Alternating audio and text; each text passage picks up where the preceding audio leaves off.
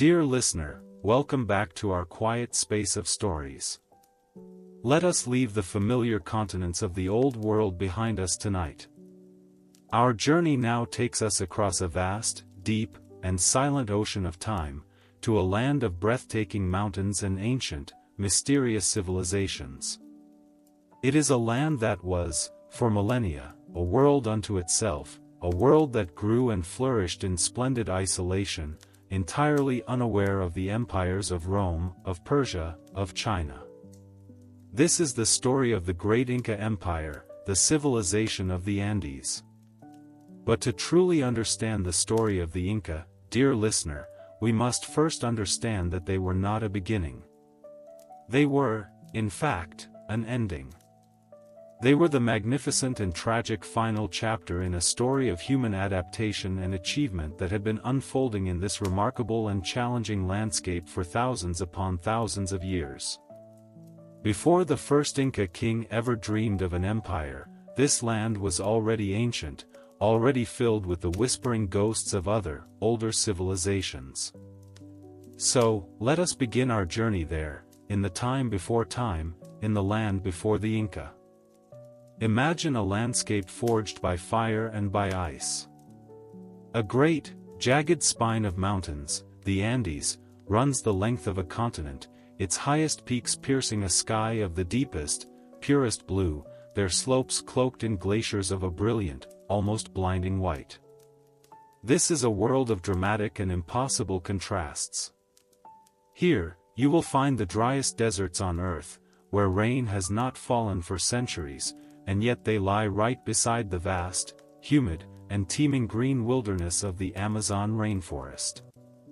You will find high, cold, and windswept plateaus, the altiplano, where only the hardiest of grasses can survive, and then, just a short journey down the mountainside, you will find deep, warm, and fertile valleys, green oases of life nestled among the towering, stony peaks. It was into this challenging and beautiful world that the first human beings arrived, at least 15,000 years ago. They were small, nomadic bands of hunter-gatherers, following the great herds of animals that roamed the highlands, their lives a constant, patient dialogue with the harsh but resource-rich environment. They left behind them a faint and beautiful record of their passing, simple, elegant stone tools, and in the deep, silent shelter of high mountain caves, they painted upon the rock walls the images of the animals they hunted, a first, ancient, and artistic whisper in this vast and silent land. But a profound transformation began to take shape around 5,000 years before the Common Era, a quiet revolution that would change this land forever. This was the dawn of agriculture. In the high, thin air of the Andes, where few other crops could possibly survive, these ancient peoples domesticated a humble, yet miraculous, tuber. This was the potato. It would become the very cornerstone of highland civilization, and over the millennia, they would cultivate more than 4,000 different varieties, each one perfectly adapted to a specific altitude, a specific soil, a specific microclimate. And alongside the potato, they domesticated other vital crops, quinoa, with its protein-rich seeds, hardy beans, and on the coastal plains and in the lower, warmer valleys, they cultivated maize, chili peppers, and the soft, white fibers of cotton. This agricultural revolution allowed the first nomadic bands to settle into permanent villages, to build the first homes of stone and of adobe, and it set the stage for the rise of increasingly complex and sophisticated societies. And from these first, settled communities, the first great civilizations of the Andes began to emerge. On the arid, northern coast of what is now Peru, a remarkable urban center appeared around the year 2600 BCE, at a time contemporaneous with the Great Pyramids of Egypt. This was the sacred city of Cairo.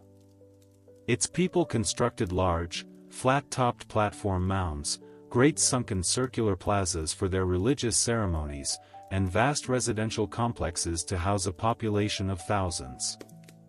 And they did all of this, dear listener, without having yet developed the technology of pottery.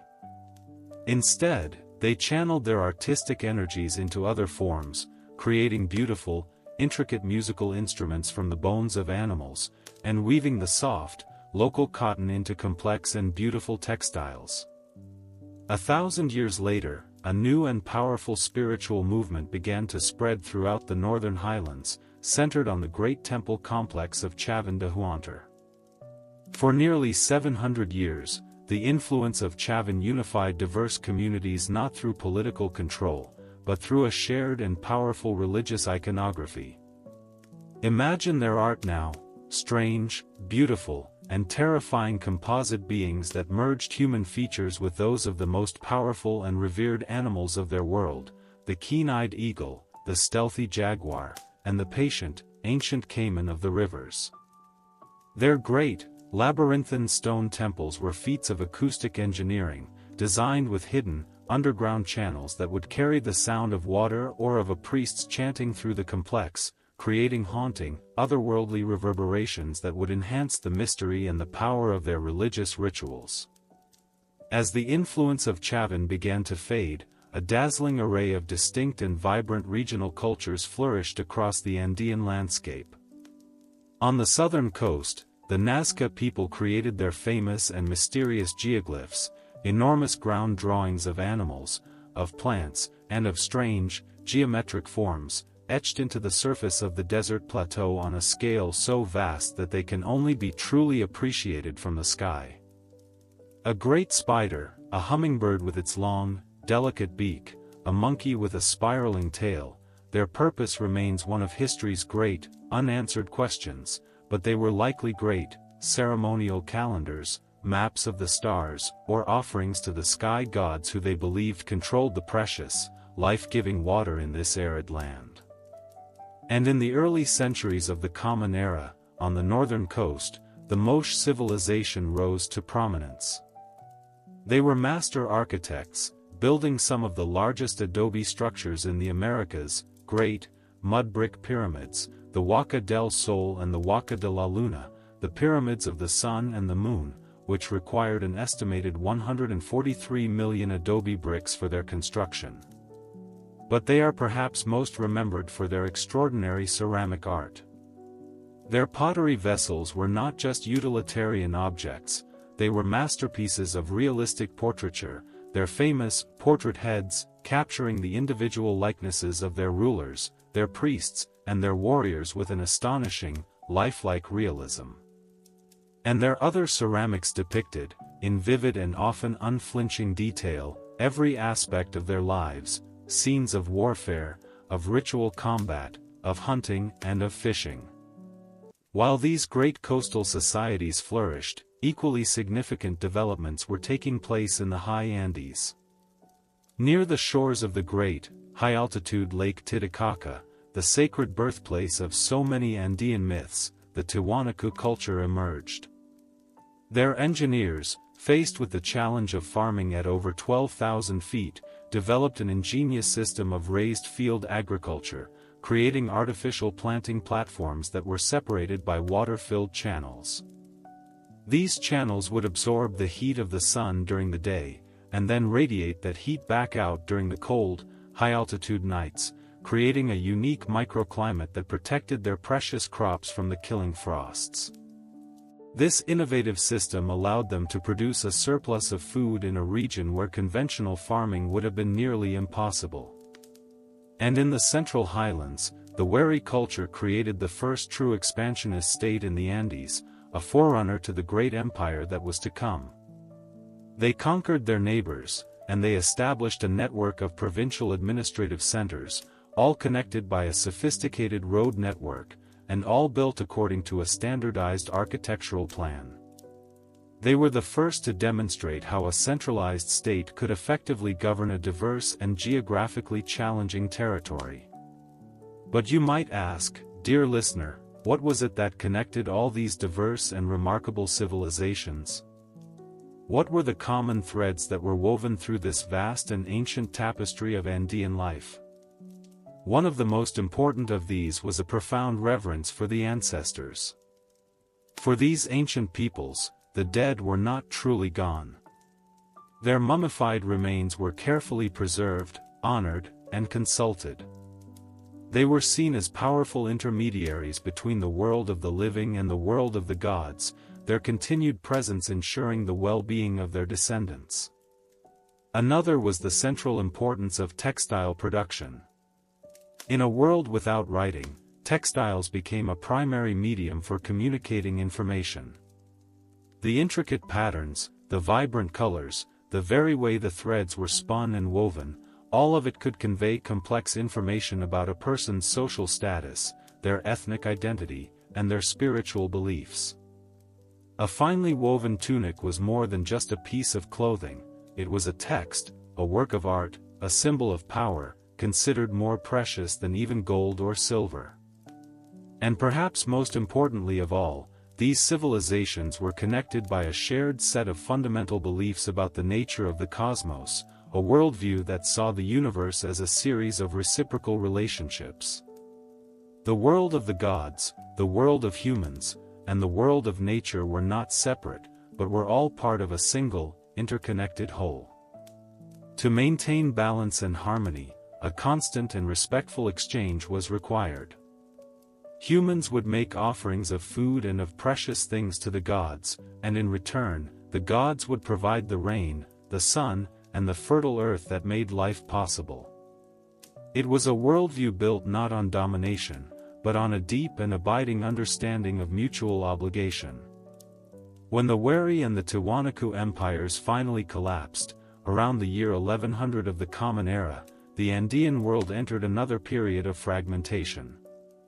But the knowledge that had been accumulated, the technologies that had been developed, the cultural traditions that had been established, none of it was lost. The great agricultural terracing systems, the sophisticated irrigation canals, the knowledge of food storage, all of these things were preserved and refined by the smaller kingdoms that followed.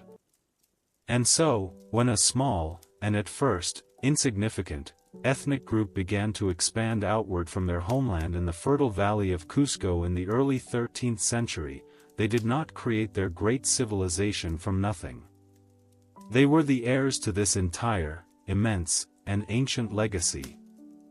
The genius of the people who would come to be known as the Inca would lie not in inventing something entirely new, but in their unique ability to synthesize all these diverse and ancient traditions, to adapt these proven techniques to new contexts, and to implement these earlier experiments in governance on an unprecedented, and truly imperial, scale. Their own origin myths, which we will explore in our next chapter, acknowledge this profound debt to the past, telling stories of their first ancestors emerging from the earth not as creators, but as organizers, as civilizers, as the inheritors of a world that was already ancient, already filled with a deep and powerful wisdom. In the fertile valley of Cusco, nestled high in the central Andes, a small and unassuming ethnic group had begun to consolidate its power. But a people, dear listener, especially a people destined to build a great empire, cannot live on sustenance and security alone. They need a story. They need a sacred narrative that explains to them who they are, where they have come from, and what their divine purpose is in the great, cosmic order of the world.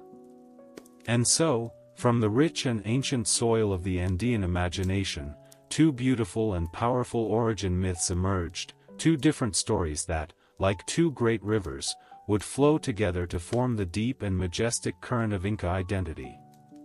The first and most widely recounted of these stories begins not in a valley, but on a vast, high-altitude lake, a body of water so immense, so deep, and so impossibly blue that it seems to be a piece of the sky that has fallen to the earth. This is Lake Titicaca, a sacred place, a mystical gateway between the worlds. Imagine it now. The air here is thin and sharp, and the light has a brilliant, crystalline clarity that makes the distant, snow-capped peaks of the Andes seem close enough to touch.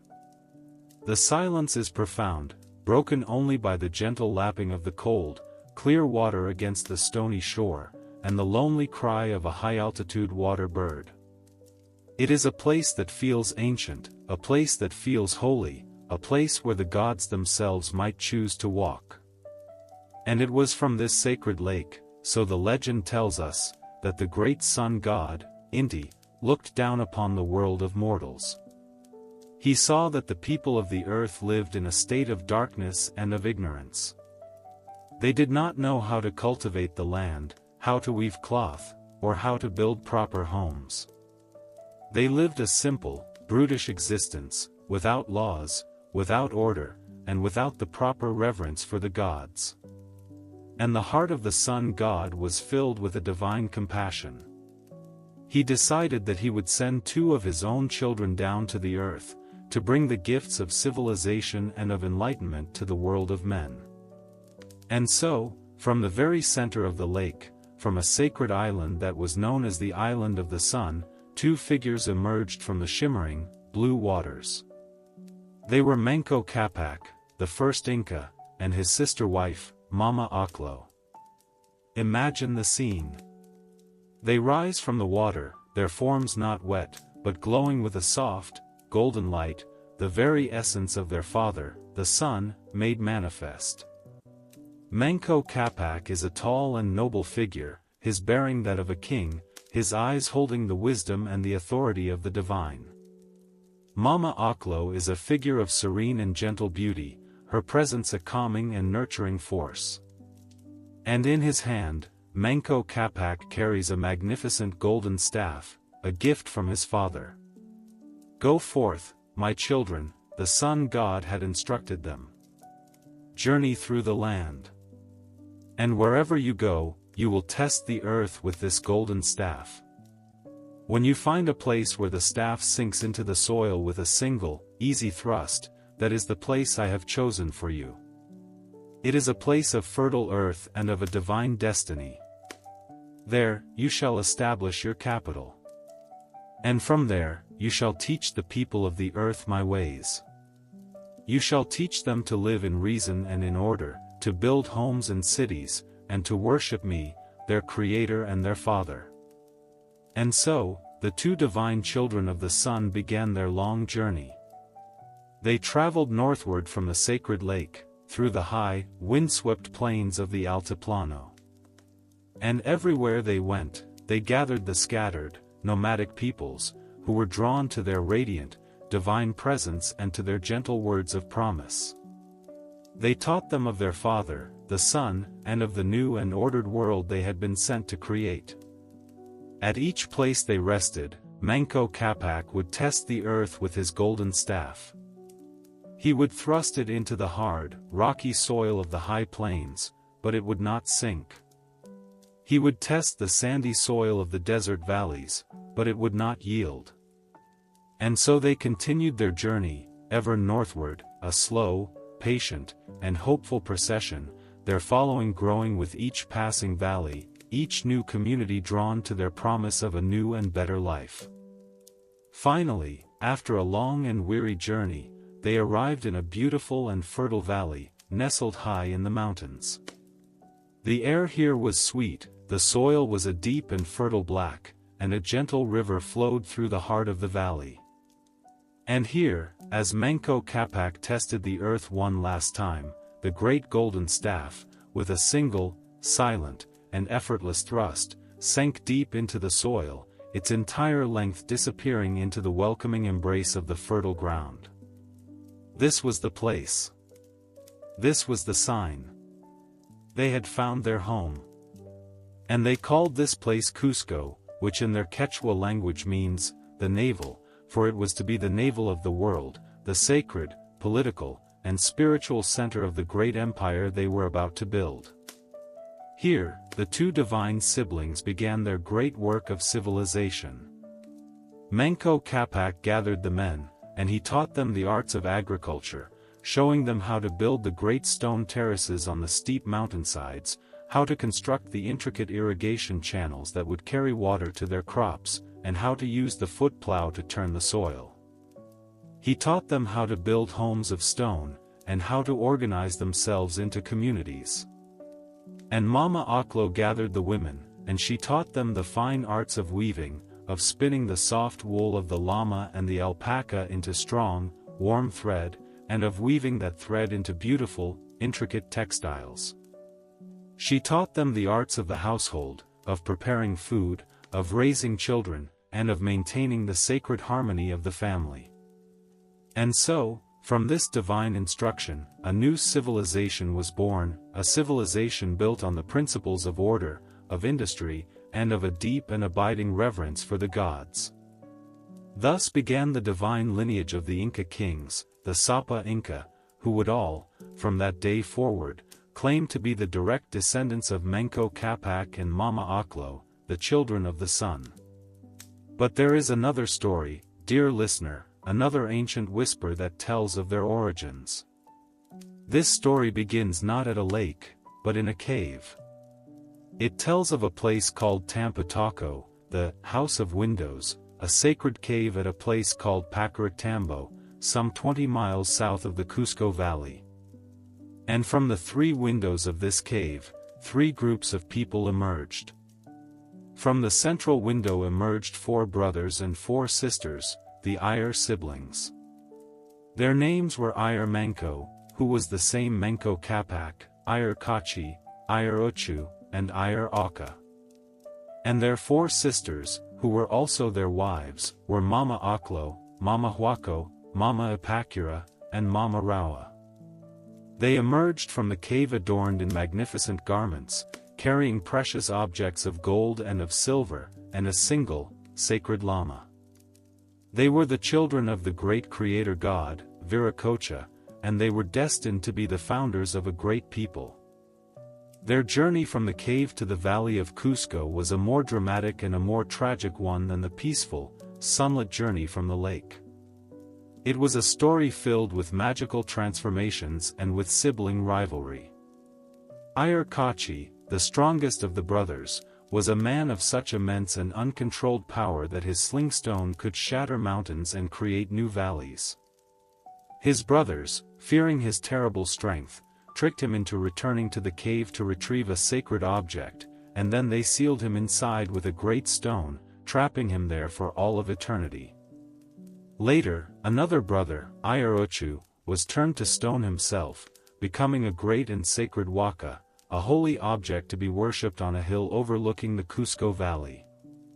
And the last brother, Ayar Aka, upon reaching the site of the future city, grew wings and flew to a high place, where he too was transformed into a sacred stone pillar. And so, in the end, only one of the 4 brothers remained, Ayar Manco, Manco Capac. He alone, with his 4 sisters, finally reached the fertile valley. And it was he who planted the golden staff, the Tapacuri, into the ground, claiming the land for his people and founding the great city of Cusco. You might ask, dear listener, which of these 2 stories is the true one? The story of the divine children emerging from the sacred lake? Or the story of the powerful siblings emerging from the ancestral cave? The ancient Andeans would have likely smiled at such a question. For them, these were not competing histories. They were 2 different ways of understanding the same, profound, and sacred truth. The first story emphasized their divine connection to the sun, the great, life-giving power of the heavens, and it legitimized the absolute, sacred authority of the Sapa Inca as the son of the sun. The second story, with its origins in a cave, in the earth itself, emphasized their deep and ancient connection to the land, to the Pachamama, the Earth Mother, and it acknowledged the complex, sometimes difficult, and often tragic human relationships that are a part of the founding of any great nation. Together, these 2 stories created a rich and powerful mythological foundation for the Inca people. They were a people who had come from the sky, and from the earth. They were a people who carried within them both the golden, benevolent light of the sun, and the dark, stony, and ancient power of the mountain caves. They were a people born of a divine plan, destined to bring order and civilization to the world. And they were a people forged in a journey of trial, of loss, and of a deep and abiding kinship. From these two great, mythic rivers, a single, powerful empire would now begin to rise. For 2 long centuries, the children of the sun, the people of the Inca, had been slowly, patiently consolidating their power within the fertile and sacred valley of Cusco.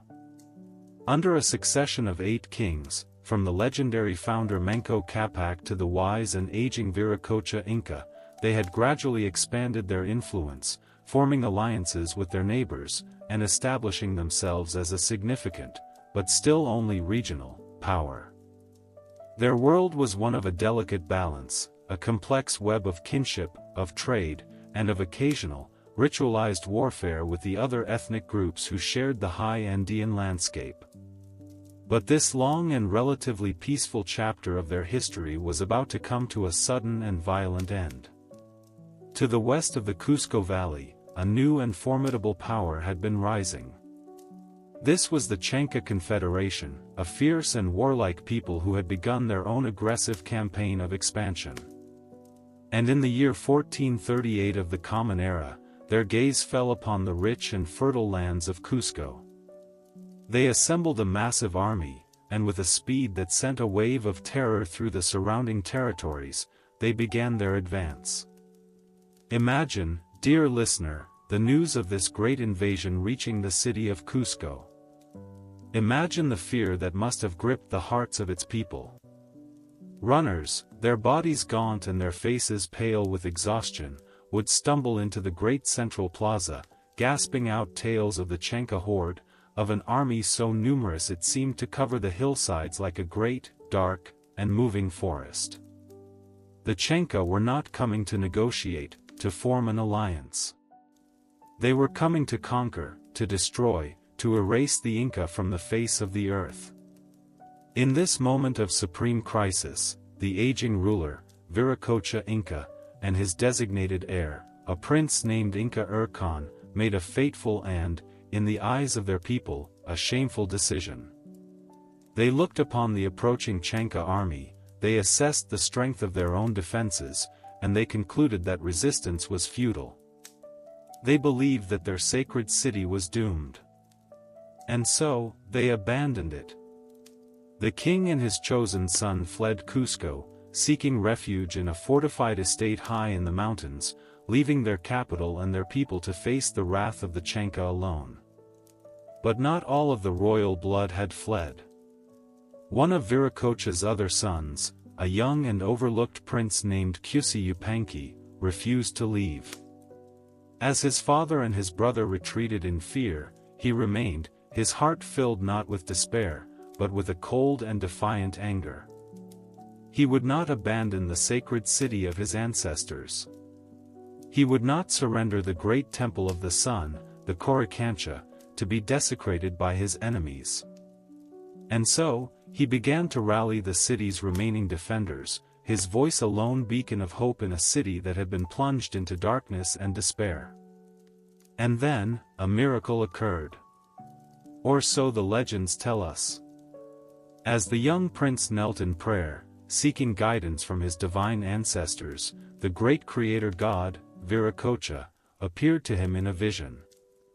And the god promised him victory. Emboldened by this divine reassurance, Cusi Yupanqui led his small and vastly outnumbered army of loyal warriors out from the city to meet the Chanca on the plains before Cusco. The battle that followed was a desperate and a heroic one. But as the fighting reached its climax, as the small Inca force was on the very brink of being overwhelmed, the very stones of the battlefield themselves seemed to come to life. The legend says that the rocks on the plain rose up, transforming themselves into fierce and powerful warriors, the Pururacas, who fought alongside the prince and his men. The Chanca, terrified by this display of divine intervention, their morale shattered by the sight of the earth itself rising up against them, broke and fled in a panicked rout. Cusi Yupanqui had achieved an impossible victory. He had saved his city. In the aftermath of this miraculous battle, the young prince's authority was absolute. He had proven his courage, his leadership, and most importantly, his divine favor. He returned to the city of Cusco not just as a hero, but as a savior. He seized power from his cowardly father and his disgraced brother, and he took upon himself a new and magnificent regal name, a name that would perfectly capture the revolutionary nature of his reign. He would no longer be known as Cusi Yupanqui. He would now be known as Pachacuti, a name that, in the Quechua language, means, he who remakes the world, or, the earth shaker. And it was a name that he would live up to in every possible way. The victory against the Chanca was not an end, it was the true beginning. It was the catalyst that transformed the modest, regional kingdom of Cusco into the nucleus of the largest and most sophisticated indigenous empire the Americas had ever known. Pachacuti's reign, which began in that fateful year of 1438, marked the beginning of the great age of Inca expansion. He was a military genius, a visionary administrator, and a profound religious reformer, a man who would, over the next 3 decades, fundamentally reshape the political, the social, and the very physical landscape of the entire Andean world. His first act as the new Sapa Inca, the unique Inca, was to consolidate his control over the immediate surroundings of Cusco. He systematically conquered the other ethnic groups that inhabited the valley, but his method of conquest was a reflection of the same pragmatic genius he had shown in battle. Local leaders who submitted peacefully were often allowed to retain their positions of authority, their communities incorporated into the new, expanding state not as vanquished enemies, but as valued subjects. But those who resisted faced a harsher fate. Their leaders were replaced, and their people were often forcibly resettled in other parts of the growing realm, a policy that broke up old loyalties and ensured the absolute authority of the central government in Cusco. With the Cusco Valley now secure, Pachacuti turned his attention to the Chanca homeland itself. His armies, now disciplined, confident, and battle-hardened, crushed the Chanca Confederation in a series of decisive battles, eliminating his most dangerous rival forever, and gaining control over a vast and valuable territory with its rich agricultural lands and its important trade routes. And as his territorial holdings grew, Pachacuti recognized the need for a comprehensive administrative restructuring. The informal, kinship-based governance that had sufficed for a small kingdom would not be adequate for managing a diverse and rapidly expanding empire. And so, he instituted a revolutionary new system. He divided his entire realm into 4 great quarters, the Suyu, with the city of Cusco at their very center, the navel of the world. And from this concept, his empire received its true name, Tawantinsuyu, the land of the 4 quarters. He organized his subjects into a decimal administration system, grouping them into units of 10, 100, 1,000, and so on, each with its own appointed official who was responsible for collecting taxes, for mobilizing labor, and for resolving disputes. It was a system of remarkable efficiency, a system that allowed the central government to maintain a detailed and accurate census of its entire population, a feat of administrative control that was unparalleled in the ancient Americas. And perhaps most impressively of all, he began the radical and ambitious rebuilding of his capital city, Cusco. He envisioned a capital that would be a worthy center for his new, great empire. He laid out the city in the shape of a sacred puma, a powerful animal that symbolized his own authority. And at its very heart, he ordered the reconstruction of the Coricancha, the great temple of the sun, covering its interior walls with sheets of pure gold that would reflect the light of his divine ancestor in a dazzling display of imperial and religious power. He had not just saved the world he knew, he was now remaking it in his own image. The age of the great Inca Empire, the empire of the 4 quarters, had truly, and magnificently, begun. With the Chanca threat now vanquished, and his own authority in Cusco absolute, the great king Pachacuti turned his considerable genius from the immediate, brutal necessities of war to the even more complex and enduring arts of empire building. He understood, with a profound and pragmatic wisdom, that a great and lasting empire could not be built on military victory alone.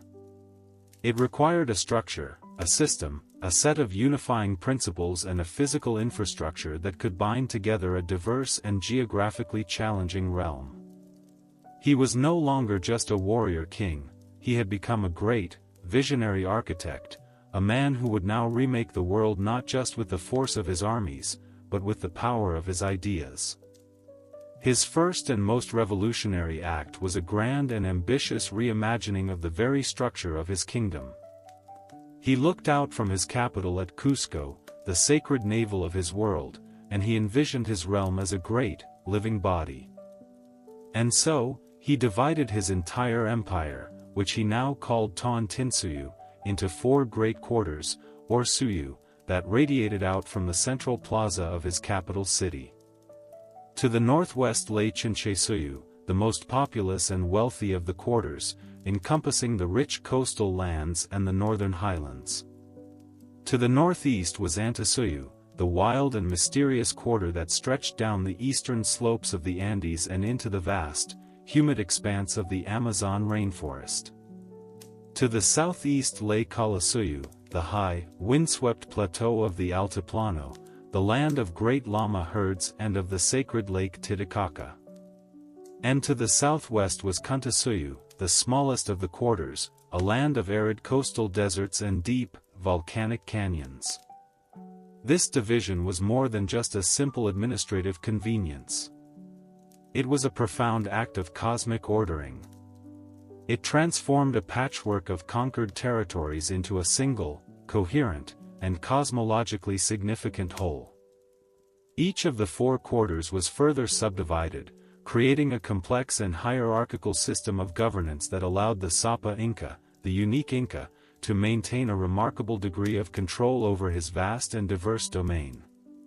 But how, you might ask, dear listener, could a single ruler, in a world without writing as we know it, possibly keep track of the millions of subjects who lived within this great empire?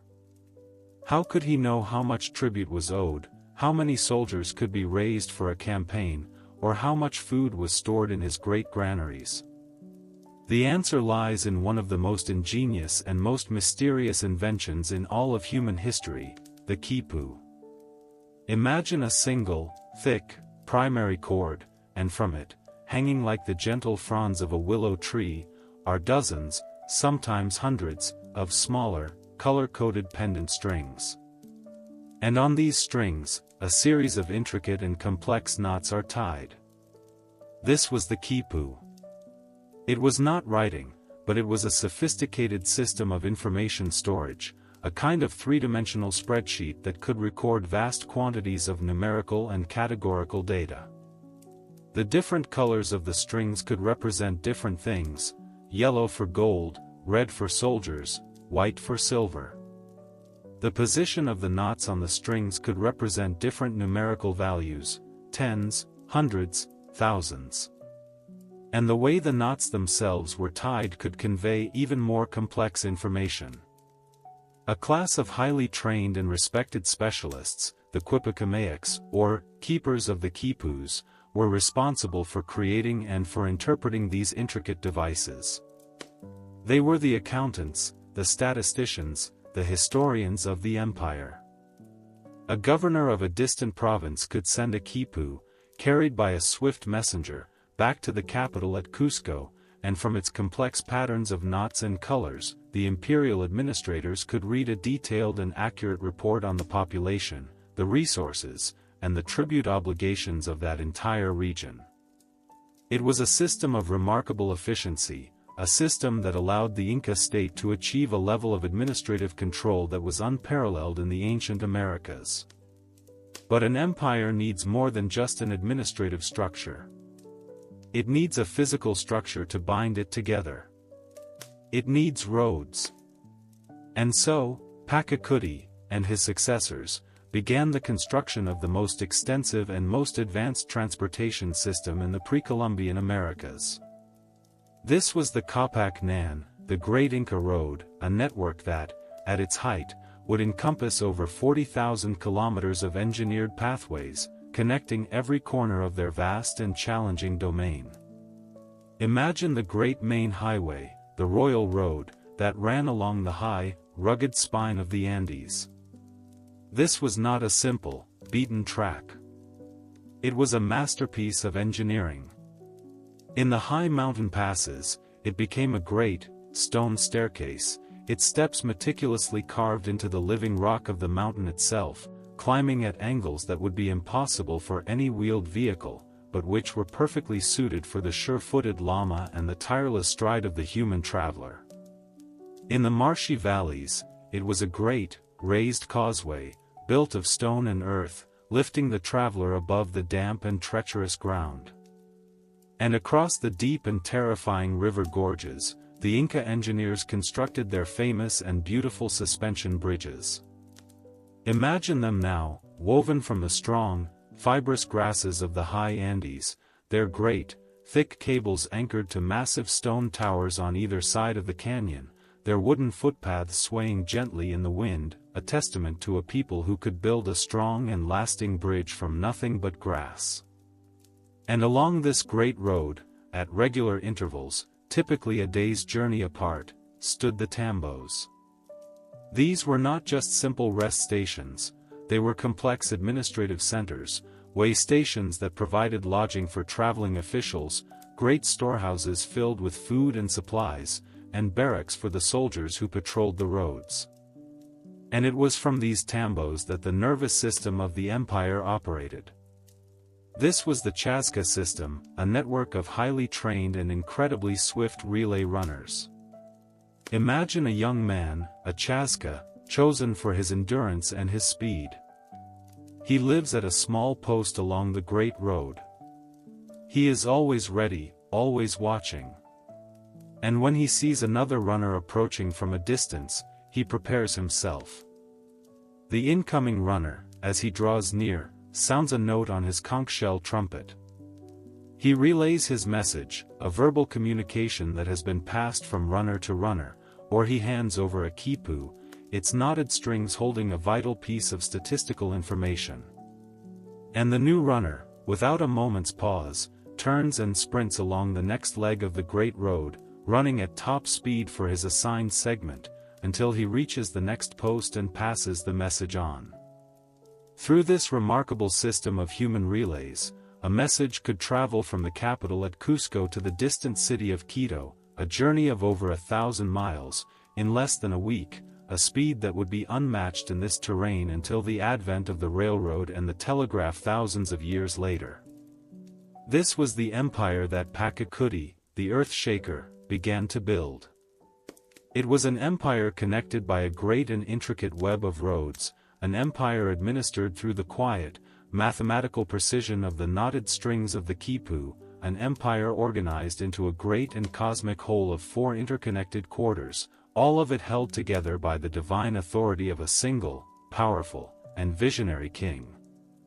It was a world that was being remade, a world where mountains were moved, where deserts were crossed, and where 100 different peoples were being woven together into the single, great, and magnificent tapestry of the Inca Empire. The land of the 4 quarters was no longer just a dream in the mind of a king, it was becoming a reality, written in stone and in string, across the entire length and breadth of the mighty Andes. As Pachacuti, the great earth shaker, began to weave his vast and complex empire together with the strong, practical threads of roads and of laws, he also understood that an empire needed more than just a physical structure. It needed a spiritual heart. And so, he turned his attention to the beautiful and fertile valley of the Urubamba River, a place that would, under his guidance, become the Vilcamayo, the sacred valley, the very soul of his growing empire. Imagine this valley now, dear listener. It is a place of breathtaking and almost supernatural beauty, a long, winding, and verdant corridor nestled between the towering, snow-capped peaks of the Andes.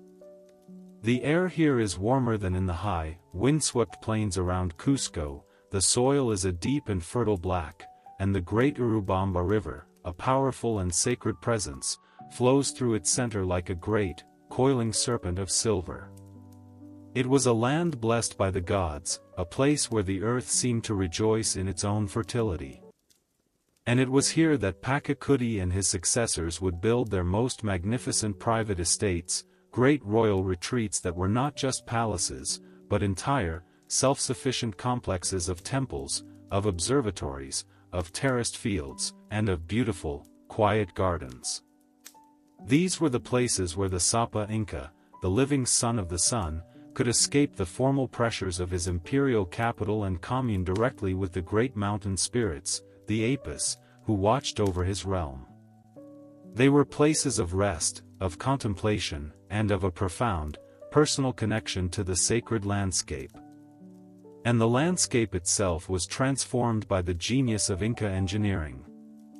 The steep, almost vertical sides of the valley, which would seem impossible to farm, were tamed by the construction of massive agricultural terraces, the Andeans. Imagine them now, great, curving stairways of stone climbing from the valley floor all the way up the mountainsides, their flat, fertile surfaces following the natural contours of the land. These were not just practical solutions to the challenges of mountain agriculture, they were works of art, great, living sculptures that demonstrated the Incas' ability to live in a state of harmonious and productive partnership with the natural world. But of all the great and mysterious places that Pachacuti created, none would capture the imagination of the world more completely, none would hold its secrets more tightly, than a single, magnificent, and almost unbelievable citadel, built upon a high, narrow ridge, nestled between two jagged, emerald-green mountain peaks. It was a place that was so remote, so inaccessible, that it would remain hidden from the outside world for over 400 years after the fall of the empire it was built to serve.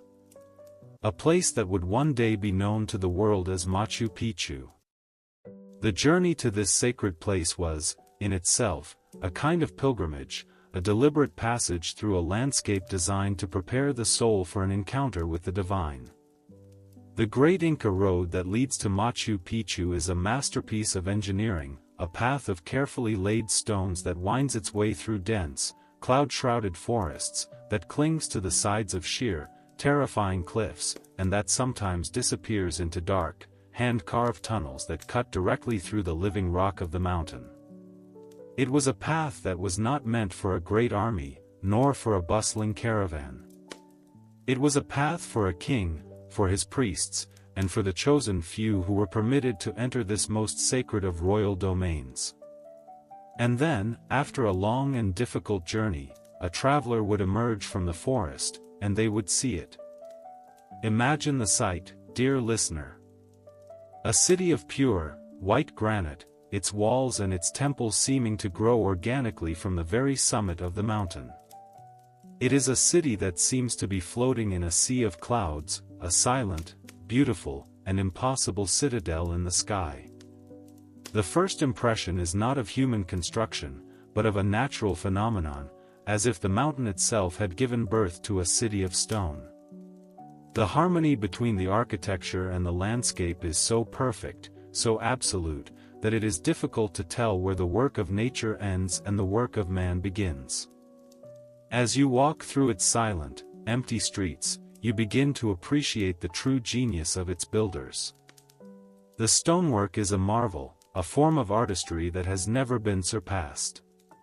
Great, massive blocks of granite, some weighing over 50 tons, are fitted together with a precision so perfect that you cannot slide the thinnest of knife blades between them.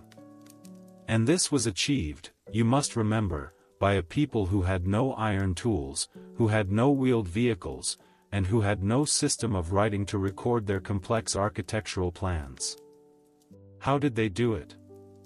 How did they quarry these immense stones, how did they transport them to this impossible, high-altitude location, and how did they shape them with such unbelievable, geometric perfection? The stones themselves hold their silence, their secrets locked away for all of eternity. The city is divided into distinct sectors, each with its own purpose. There is the agricultural sector, a great, sweeping cascade of beautiful, stone-walled terraces that seemed to fall down the mountainside like a great, green waterfall. These terraces not only provided the food for the city's inhabitants, but they also served as a great, living laboratory, a place where the Inca agronomists could experiment with different crop varieties at different altitudes, in different microclimates. And then there is the urban sector, a maze of stone houses, of workshops, and of great, open plazas. The houses are simple, elegant, and strong, their gabled, thatched roofs long since returned to the earth, but their stone walls still standing, as solid and as permanent as the mountains themselves. You can walk through these silent homes, you can touch the cool, smooth stone, and you can almost hear the faint, ghostly whispers of the families who once lived here, of the artisans who once worked here, of the children whose laughter once echoed through these quiet, empty streets. And finally, at the highest point of the city, there is the sacred sector, a collection of the most beautiful and most mysterious buildings of all. Here, you will find the Temple of the Sun, a magnificent, curved, and tapering stone tower, its window perfectly aligned to catch the first rays of the sun on the morning of the winter solstice, the most important day in the Inca calendar. You will find the Temple of the Three Windows, its three great, trapezoidal openings looking out at the majestic, snow-capped peaks of the sacred mountains beyond. And you will find the great and mysterious Intihuatana, the hitching post of the sun. Imagine it now, a single, great pillar of granite, carved from the living bedrock of the mountain itself, its strange, angular form designed to track the precise movements of the sun, of the moon, and of the stars. It was a great, stone sundial, an astronomical observatory, a sacred, cosmic clock that connected the city, and the Sapa Inca who ruled from it, to the great, eternal rhythms of the universe. But who, you might ask, lived in this magnificent and isolated city? Why was it built in a place so remote, so difficult to reach? And why, after all the immense effort of its construction, was it so suddenly, and so mysteriously, abandoned? These are the great, unanswered questions of Machu Picchu, the questions that continue to haunt and to fascinate the historians and the archaeologists who study this remarkable place. Some believe that it was a great royal estate, a country palace for the Emperor Pachacuti and his court, a place where he could escape the pressures of his capital and live in a state of quiet, spiritual communion with the natural world. Others suggest that it was a great, secret, religious sanctuary, a place inhabited only by priests, by astronomers, and by the Aklas, the chosen women, the virgins of the sun who dedicated their lives to the service of the gods. And still others believe that it may have been a final, hidden redoubt, a secret fortress built in anticipation of a future crisis, a place where the Inca nobility could retreat and preserve their culture in the face of some great, unforeseen disaster. Whatever its true purpose, it is clear that it was a place of immense importance. And its abandonment is as mysterious as its creation. Sometime in the early 16th century, likely around the time of the Great Spanish Conquest, the city was simply, quietly, and completely, abandoned. There are no signs of battle, no signs of destruction. The inhabitants seem to have just packed their belongings, and walked away, allowing the jungle to slowly, greenly, and silently, reclaim the great stone city for itself. And in doing so, they protected it. The Spanish conquerors, in their obsessive and destructive hunt for gold, never found this place. And so it remained, a lost city, a sleeping secret, its existence known only to a few, local Quechua farmers, for over 400 years. As you drift now into the deep and peaceful realms of your own sleep, imagine yourself standing on the high, grassy plaza of this silent, mountain citadel. The sun is setting, and the last of its golden light is catching the high, snow-capped peaks of the Andes. A profound and beautiful silence settles over the world, broken only by the gentle whisper of the wind as it moves through the ancient, empty stone doorways. The great and powerful empire that built this place is gone. The kings and the priests who once walked these terraces are dust. But the stones remain. And they hold their secrets. They are a final, beautiful, and eternal testament to the genius of a people who knew how to build a city that was not just a home for men, but a fitting sanctuary for the gods, a place where the earth and the sky could meet in a perfect, harmonious, and everlasting embrace. In the years that followed the transformative reign of the great Pachacuti, the land of the four quarters, Tawantinsuyu, continued its remarkable expansion under his capable successors. The empire reached its absolute zenith of territorial extent and of power under the rule of the 11th Sapa Inca, the great Huayna Capac, who ascended to the throne around the year 1493. His reign marked the magnificent and sun-drenched high summer of the Inca Empire. Imagine it now, dear listener, an empire of breathtaking scale and of almost unbelievable organization. It stretched for nearly 3,000 miles along the high, rugged spine of the Andes, a vast and diverse realm that encompassed the steaming, humid jungles of the Amazon basin, the arid, sun-scorched deserts of the Pacific coast, and the high, cold, and windswept plateaus where the air was thin and the great condors soared on the silent currents of the wind. Huayna Capac was a worthy successor to his illustrious father and grandfather. He was a great warrior, and he spent much of his long reign on the campaign trail, consolidating control over the vast territories his father had conquered, and pushing the boundaries of the empire ever outward. His most significant and most difficult campaigns were in the northern territories of the realm, in what is now modern-day Ecuador.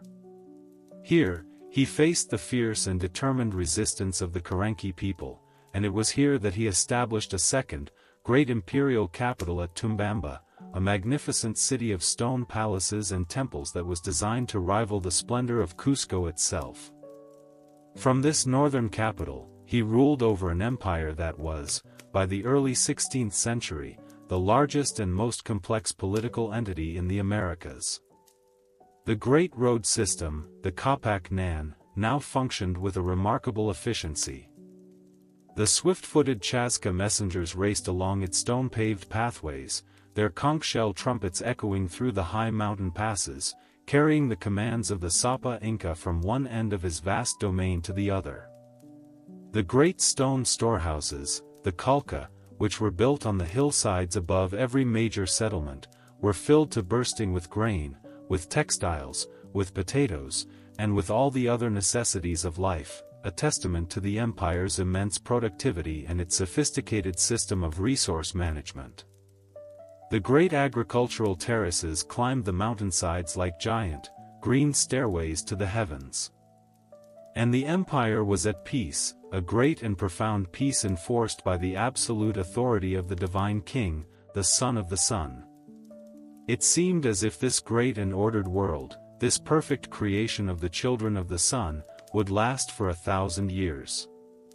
But on the far, distant edges of this vast and isolated world, a new and strange story was beginning to unfold, a story that would arrive at first not as a thunderous clash of armies, but as a quiet, perplexing, and deeply unsettling whisper. The first of these whispers came from the sea. Sometime around the year 1524, the fishermen and the coastal villagers in the far northern province of the empire, near the warm waters of the equator, began to see a strange and wondrous sight. Imagine it now.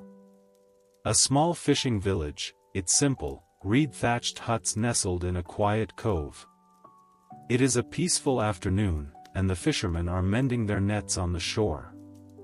And then, one of them looks up, his eyes scanning the vast, blue, and usually empty expanse of the Pacific Ocean. And he sees it. A strange, wooden vessel, larger than any boat he has ever seen, moving across the water. And it has great, white, and billowing wings, like a giant seabird, that seem to catch the wind in a way that allows it to move with a strange and unnatural speed. These were the first sightings of the Spanish ships, the exploratory voyages of men like Pascual de Andagoya and, a few years later, the determined and ambitious Francisco Pizarro, as they began to probe southward from their new base in Panama, drawn by the persistent rumors of a great and wealthy kingdom of gold that was said to lie somewhere to the south. For the coastal peoples of the Inca Empire, these strange, floating houses were a source of wonder and of profound confusion. They did not appear to be hostile. They would linger for a time offshore, and then, as mysteriously as they had appeared, they would vanish back into the great, empty ocean from which they had come. But they left behind them a trail of unsettling questions. Who were these strange, pale-skinned, and bearded men? From what world had they come? And what did their unexpected appearance portend for the future of the land of the Four Quarters? But there was another traveler from this strange, new world, a traveler who arrived far in advance of the Spanish ships. A traveler that was silent, invisible, and 1,000 times more deadly than any Spanish sword or cannon. It was disease. Smallpox. A sickness that was entirely unknown in the Americas, a sickness against which the peoples of the New World had absolutely no immunological defense. It traveled along the native trade routes, passing from person to person, from village to village, with a terrifying and devastating speed, moving far faster than any army could march, a great, silent, and invisible wave of death that washed over the northern provinces of the empire long before its inhabitants had ever seen a European face. Imagine the horror and the confusion that this new and terrible plague must have caused. It was unlike any other sickness they had ever known.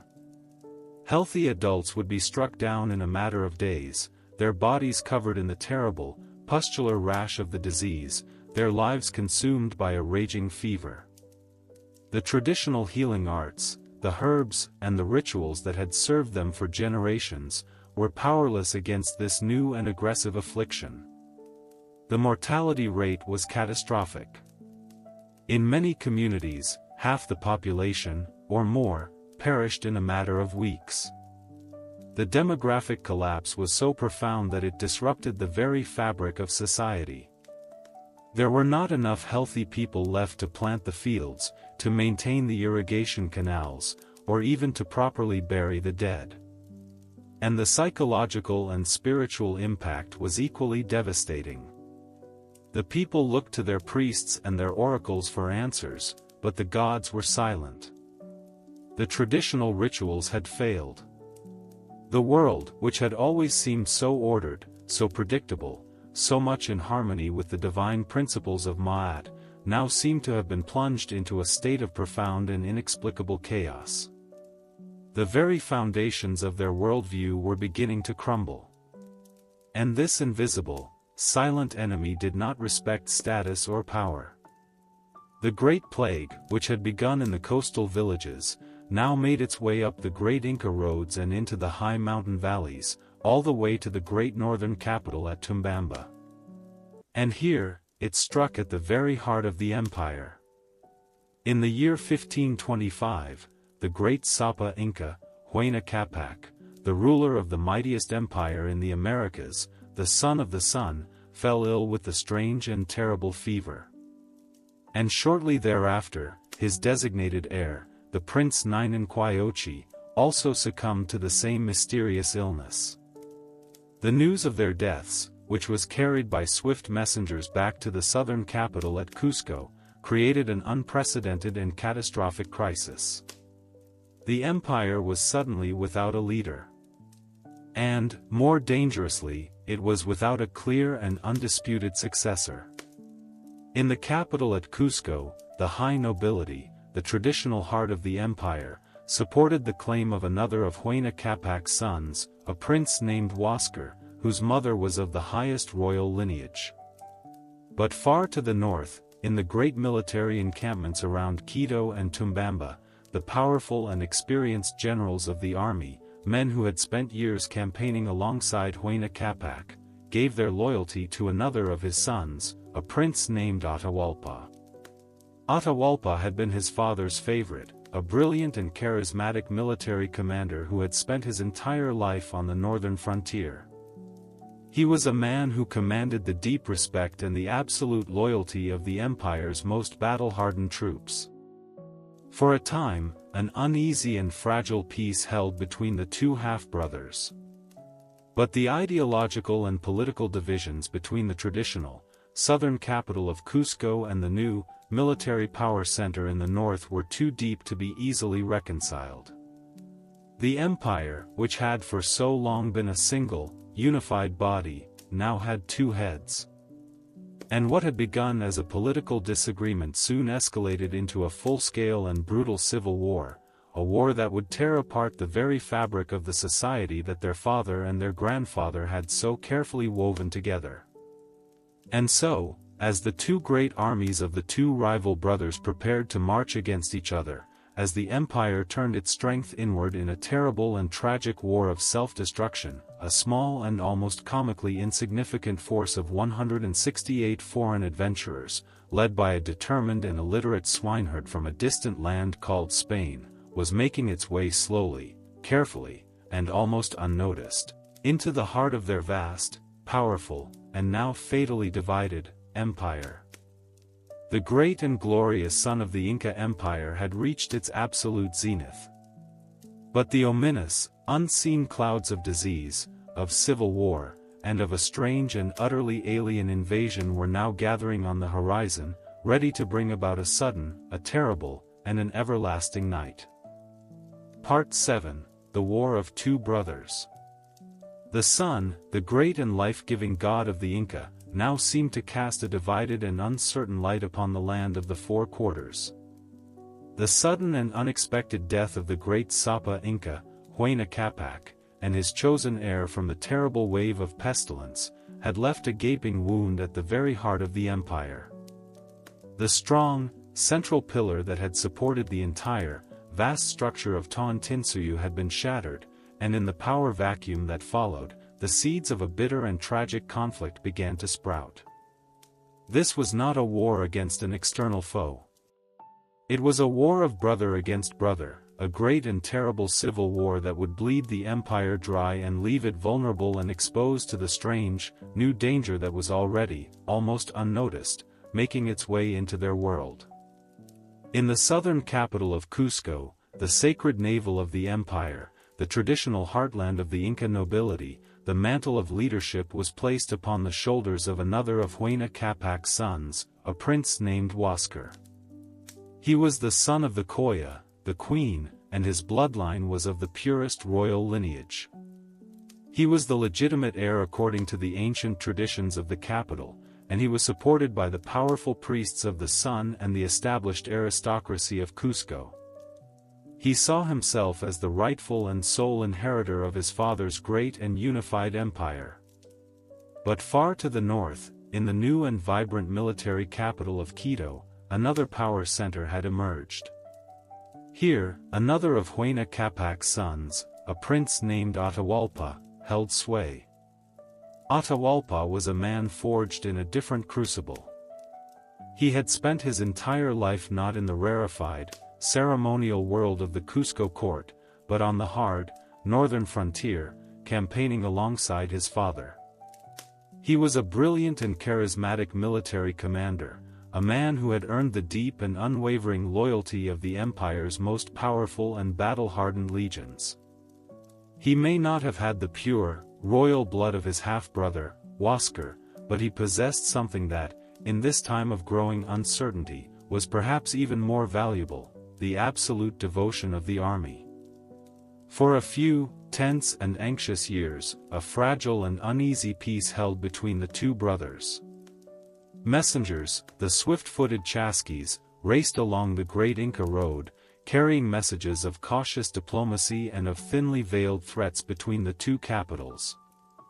Huáscar, from his throne in Cusco, demanded that his brother come to the sacred capital to pay him homage, to recognize his supreme authority as the new Sapa Inca. Atahualpa, from his military stronghold in Quito, sent back lavish and respectful gifts, but he refused to make the journey south, fearing, perhaps rightly, that he would be walking into a trap. The empire, which had for so long been a single, unified body, now had two heads, each one staring at the other with a mixture of suspicion, of jealousy, and of a growing, implacable ambition. The final, fatal break came over the fate of their father's mortal remains. The mummified body of the great Huayna Capac, which had been preserved with all the sacred rites and honors, was to be transported from the north back to the royal crypts in Cusco. But Atahualpa, in a move of calculated defiance, kept with him a number of his father's most loyal retainers and a significant portion of the northern army, effectively establishing his own, separate court and military power base in Quito. For Huáscar and the traditional nobility of Cusco, this was an unforgivable act of rebellion, a clear and public challenge to the sacred unity of the empire and to his own, legitimate authority. The time for diplomacy was over. The time for war had begun. And so, the great and terrible conflict, which would last for 5 long and bloody years, was unleashed. The great road system, the Capac Nan, which had for so long been a conduit of unity and of commerce, now became a highway for armies. The great storehouses, the Calca, which had been filled with food to protect the people from famine, were now emptied to feed the marching legions.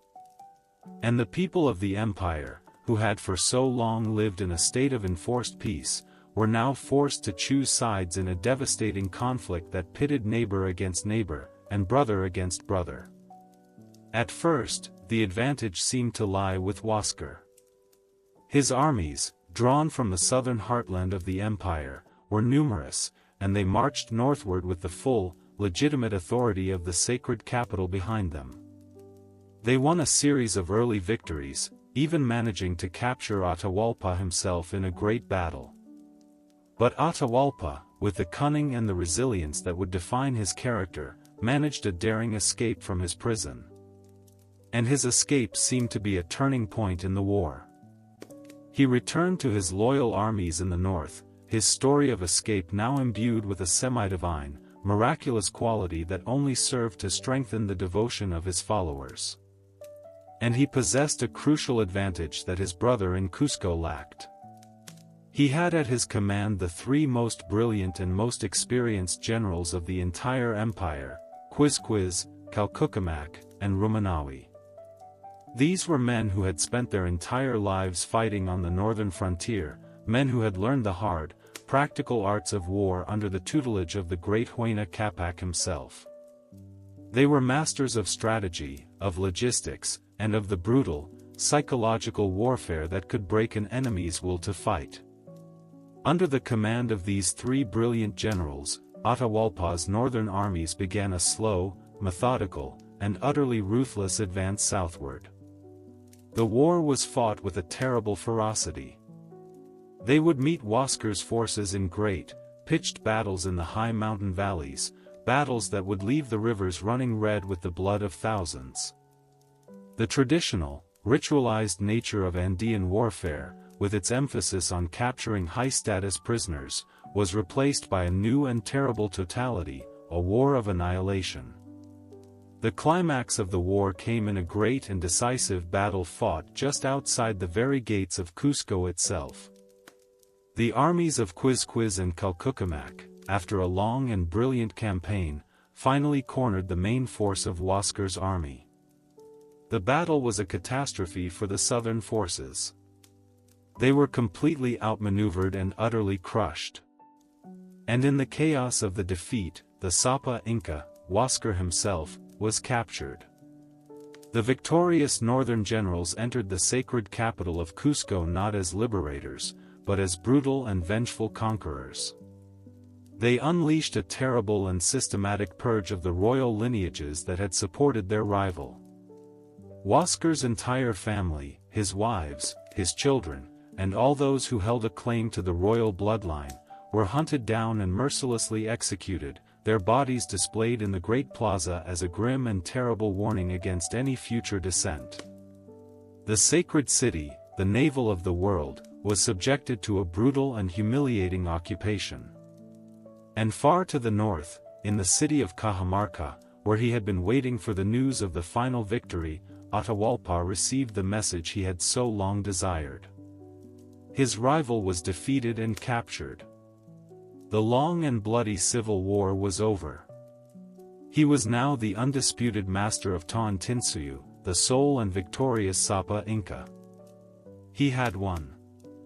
He had unified the empire once more under his own, single authority. But what was the cost of this victory? The empire, though now politically unified, was exhausted. It was a land scarred by 5 years of brutal warfare. Its population was depleted, its resources were drained, and its spirit was broken. The deep, ideological rift between the northern and the southern halves of the empire had not been healed, it had been cauterized with fire and with blood, leaving behind a deep and festering wound of resentment and of hatred. And it was at this very moment, this precise moment of a hard-won, but deeply troubled, victory, that a new and strange report reached the victorious Inca emperor in his mountain encampment at Cajamarca. A small and insignificant-looking group of strangely dressed, pale-skinned, and bearded men, no more than 170 of them, had been seen making their way up from the coast. They were riding upon strange, large, and powerful animals, the likes of which had never been seen in this land before. And they carried with them strange, hollow sticks that were said to create thunder and lightning. Atahualpa, at the very pinnacle of his power, surrounded by his victorious army of tens of thousands of battle-hardened warriors, was not alarmed. How could he be? What possible threat could such a small and pathetic-looking group of foreigners pose to him, the victorious son of the sun, the master of the 4 quarters of the world? And so, with a mixture of curiosity and of a certain, arrogant disdain, he agreed to meet with them. He sent a message, inviting these strange travelers to come to him, to present themselves before him in the great, central plaza of Cajamarca. He did not know it, but he had just sealed his own fate, and the fate of his entire, magnificent, and now tragically weakened, empire. The war of the 2 brothers was over. But the true and final war, a war against an enemy so alien, so cunning, and so ruthless that it was beyond his comprehension, was just about to begin.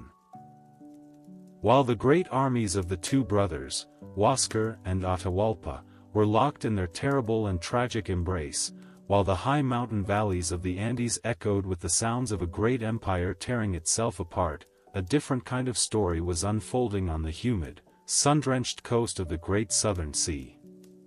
It was a story that began not with a great army, but with a small, desperate, and almost comically insignificant band of adventurers. They were men from a world away, men from a land called Spain, and they had come to this new and bewildering continent driven by a powerful and intoxicating cocktail of motives, a fervent, crusading religious zeal, a thirst for personal glory, and, above all, an insatiable, all-consuming hunger for gold. Their leader was a man named Francisco Pizarro. He was not a nobleman of high birth, nor a learned scholar. He was, in fact, the illegitimate son of a Spanish infantry colonel, a man who had spent his youth not in a fine palace, but as a swineherd in the dusty, hardscrabble countryside of Extremadura. He was illiterate, he was ambitious, and he was utterly ruthless, a man forged in the hard, unforgiving school of the Spanish Reconquista, the long and brutal centuries of warfare against the Moorish kingdoms of Spain. He had come to the New World seeking the one thing that his own world had denied him, a fortune. And he had heard the whispers, the tantalizing rumors that had been circulating among the Spanish colonists in Panama, tales of a great and impossibly wealthy empire of gold that was said to lie somewhere to the south, a kingdom the natives called Biru, a name that the Spanish would soon corrupt into Peru. For years, Pizarro had tried, and failed, to reach this fabled land. 2 previous expeditions had ended in disaster, defeated by the treacherous coastal swamps, by disease, and by the fierce resistance of the local coastal tribes.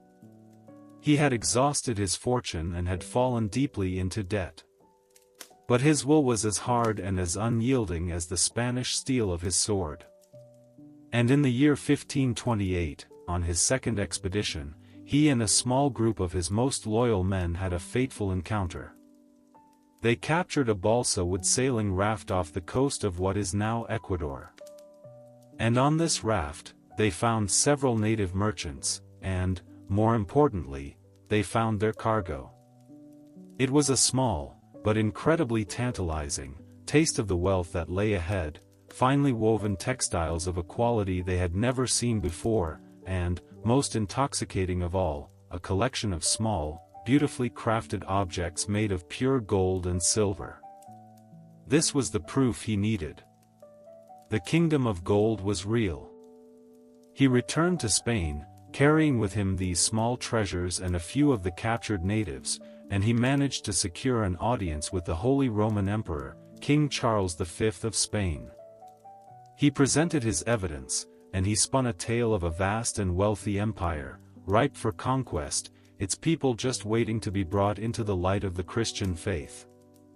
The king, his imagination fired by the immense wealth that was already beginning to flow into his treasury from the recent conquest of the Aztec Empire in Mexico, was convinced. He granted Pizarro the royal license to conquer this new land, and he gave him the grand and noble titles of governor and captain general of all the territories he might subdue. And so, in the year 1532, Francisco Pizarro returned to the shores of South America for his third, and final, expedition. But his army was a tiny and almost pathetic-looking force. He had with him only 168 men. It was a small, motley crew of hard-bitten veterans, of young, ambitious hidalgos seeking their fortune, and of desperate men with nothing to lose. They had with them only 62 horses, and a handful of primitive, slow-loading cannons and arquebus, the crude firearms of the age. How, you might ask, dear listener, could such a tiny and insignificant force possibly dream of conquering an empire of millions? The answer lies in the immense technological and psychological advantages they possessed. Their steel swords, their steel armor, and their steel helmets were virtually impenetrable to the weapons of the Inca, the obsidian-tipped clubs and the simple, woven slings. Their horses, these great, powerful, and terrifying monster llamas, as the natives at first perceived them, gave them a speed, a mobility, and a terrifying physical presence on the battlefield that could shatter the morale of an army that had never before seen a man on horseback. And their firearms, though slow and inaccurate, created a noise, a smoke, and a flash of fire that seemed to be the very thunder and lightning of the gods, a display of supernatural power that was as psychologically devastating as it was physically destructive. But their greatest weapon was not their steel, nor their horses, nor their guns. It was their mindset. These were men who had been forged in a culture of total war, a culture that believed in a single, universal truth, a culture that saw the world in stark, black and white terms of believers and infidels. They were possessed of a supreme and unshakable self-confidence, a deep and abiding belief in the absolute righteousness of their cause. And they were led by a man who was a master of deception, of treachery, and of the calculated, theatrical use of terror. As Pizarro and his small band of adventurers made their slow and cautious way inland, climbing from the hot, humid coastal plains up into the high, cold, and breathtaking world of the Andes, they began to hear the news of the great civil war that had just torn the empire apart. They learned that a new and victorious emperor, Atahualpa, had just defeated his brother, Huáscar, and that he was now resting with his vast, victorious army in the mountain valley of Cajamarca. This news, which might have terrified a more conventional commander, was, to the cunning and opportunistic mind of Pizarro, a golden opportunity.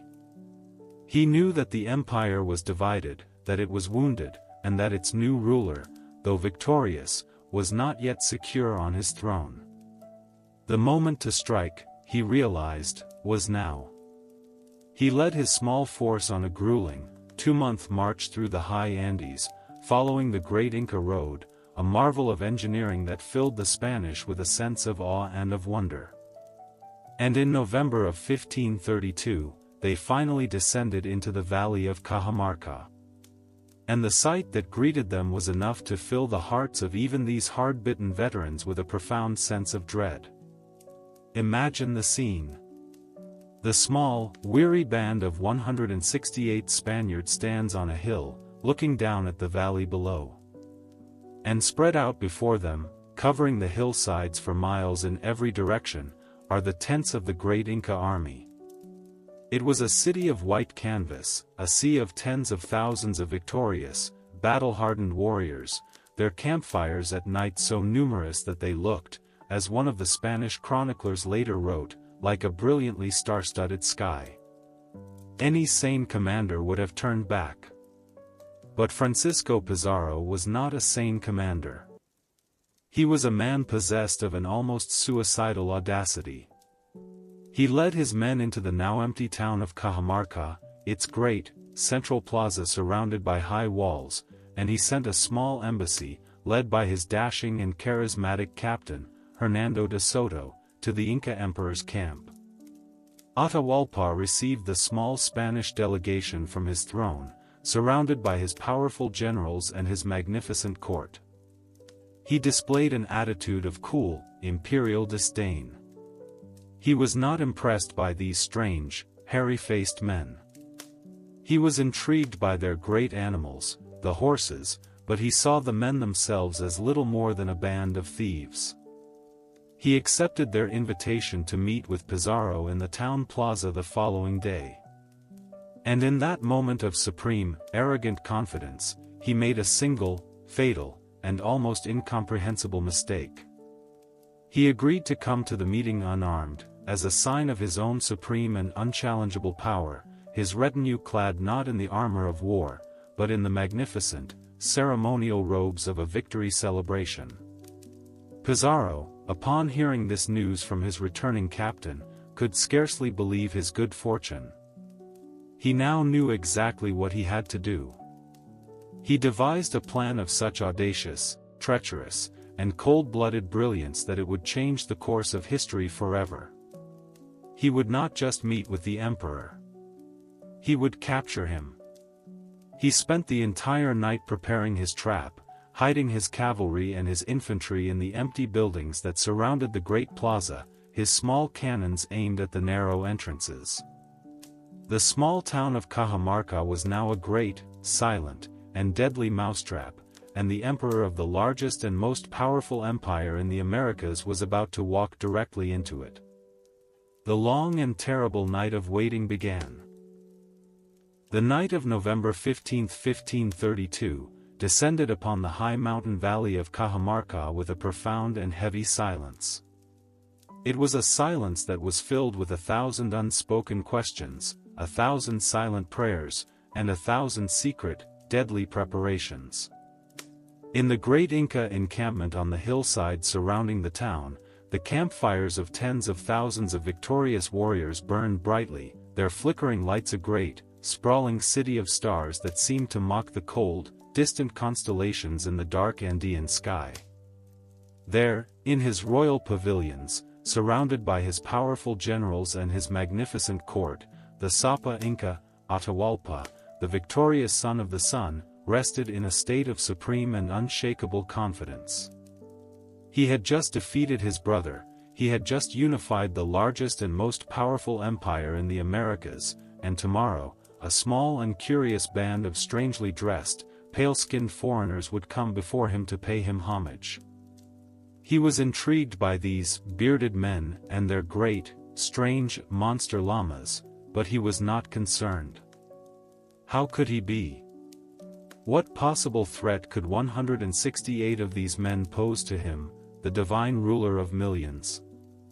But down in the valley, in the small, silent, and now eerily empty town of Cajamarca, a very different kind of night was unfolding. In the cold, dark buildings that surrounded the great, empty central plaza, Francisco Pizarro and his 168 men were making their own preparations. Theirs was not the confidence of a victorious emperor, but the cold, desperate, and almost suicidal resolve of a cornered animal. They had seen the Inca army. They had understood, with a chilling clarity, the sheer, overwhelming scale of the force that surrounded them. They knew that in a conventional battle, they would not last an hour. They had marched into a trap.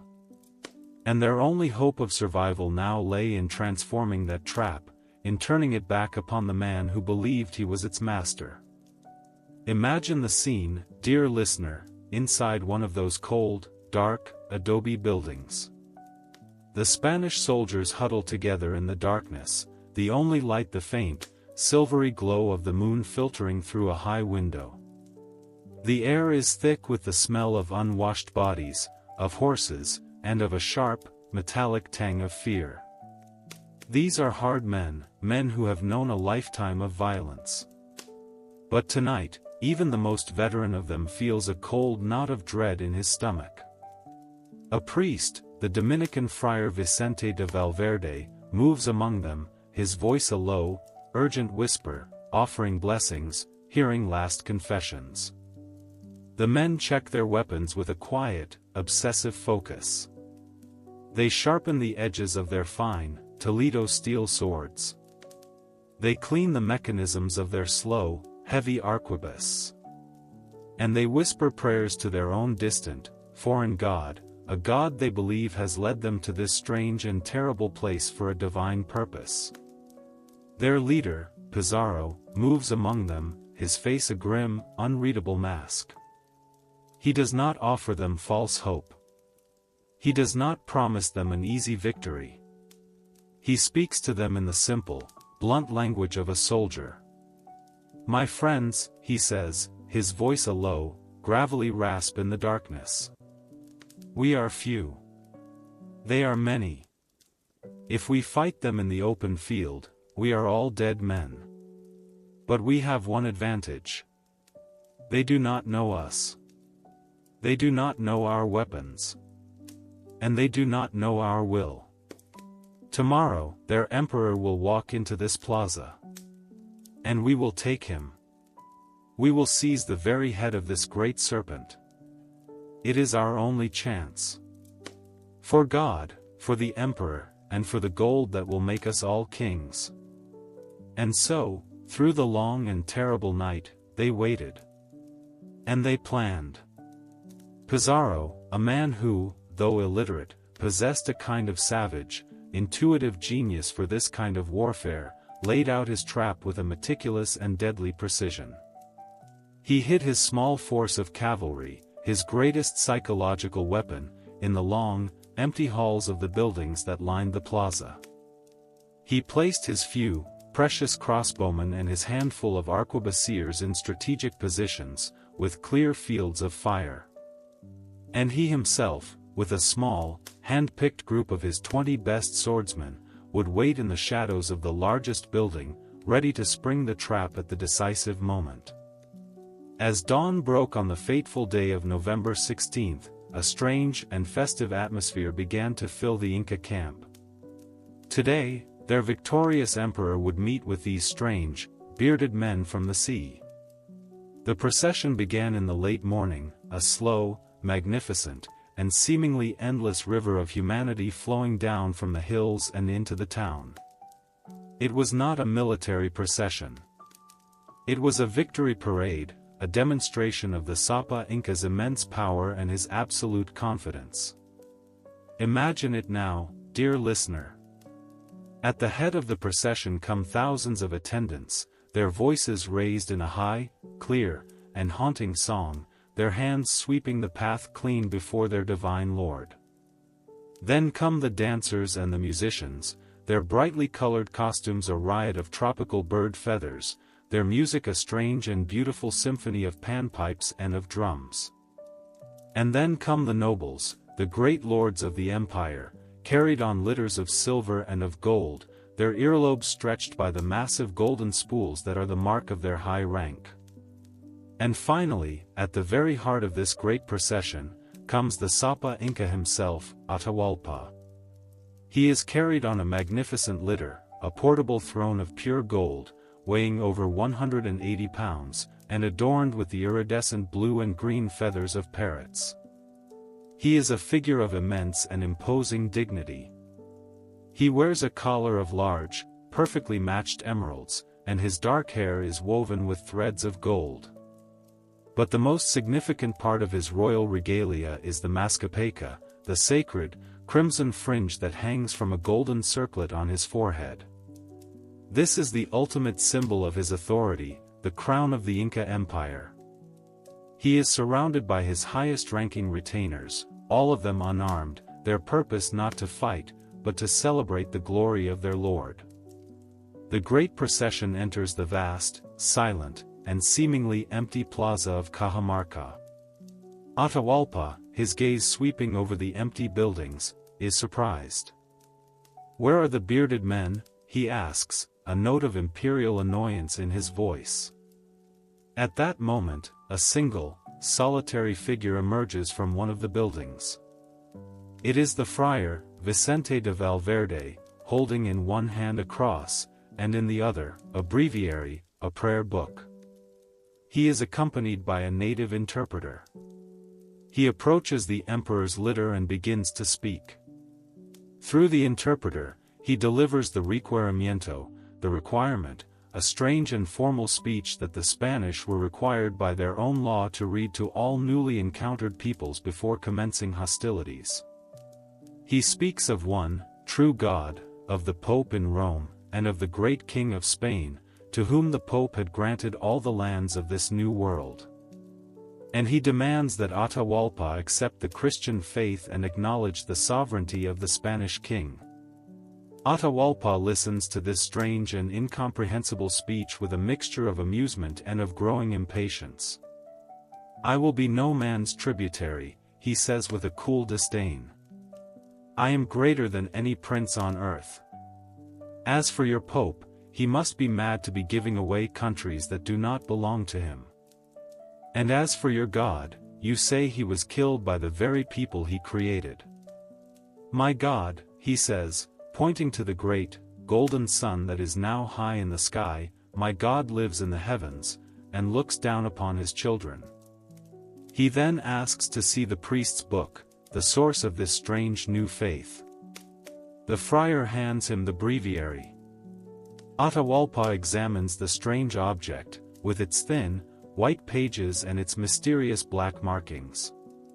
He holds it to his ear, as if expecting it to speak to him, as his own oracles did. When he hears nothing but silence, he throws the book to the ground in a gesture of contempt. That single, small act of defiance was the signal Pizarro had been waiting for. From the building where he had been hiding, he waved a white scarf. And a single cannon, which had been hidden on a small tower overlooking the plaza, fired. The thunderous roar of the cannon, a sound no Inca had ever heard before, echoed through the valley, and a great cloud of white, acrid smoke filled the air. And then, all at once, the trap was sprung. From the silent buildings surrounding the plaza, the Spanish cavalry burst forth, their steel armor gleaming, their horses rearing and snorting, their riders shouting the old war cry of the Reconquista, Santiago. The Inca nobles, who had never before seen a man on horseback, were paralyzed with a supernatural terror. They saw not men and animals, but strange, monstrous, and terrifying centaurs, great, two-headed beasts that moved with an impossible speed and a terrible, earth-shaking power.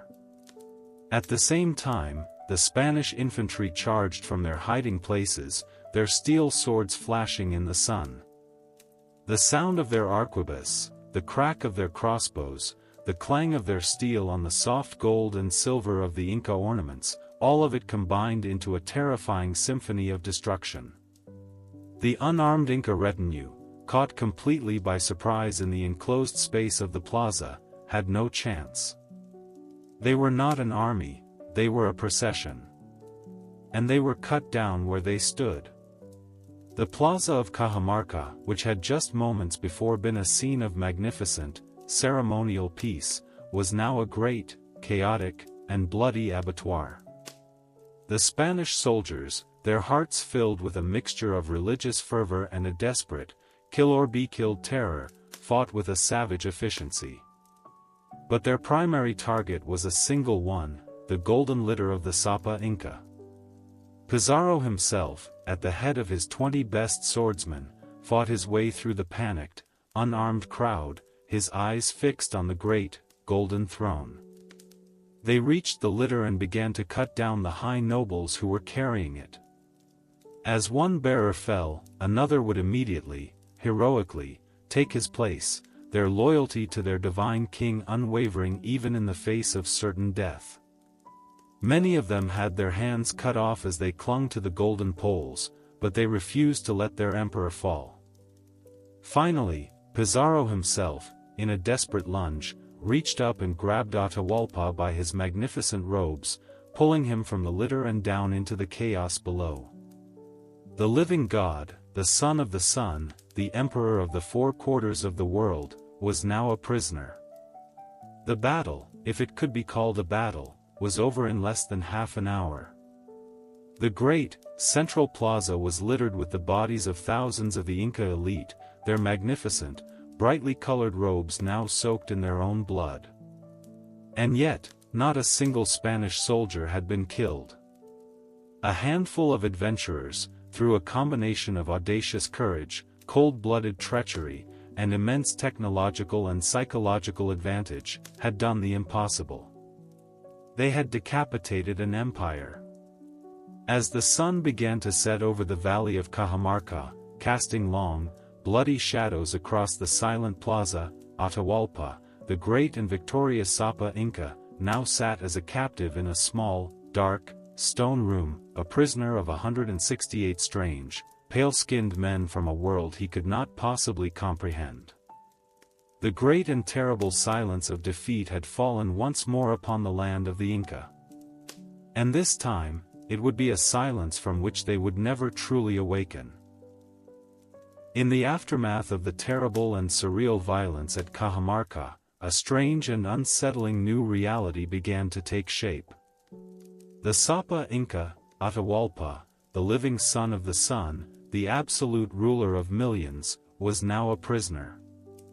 He was held captive in one of the stone buildings that ringed the great plaza, the very plaza that was still stained with the blood of his most loyal retainers. For the first time in his life, the divine king was not the master of his own destiny. He was a captive of a small band of strange, pale-skinned, and incomprehensibly violent men.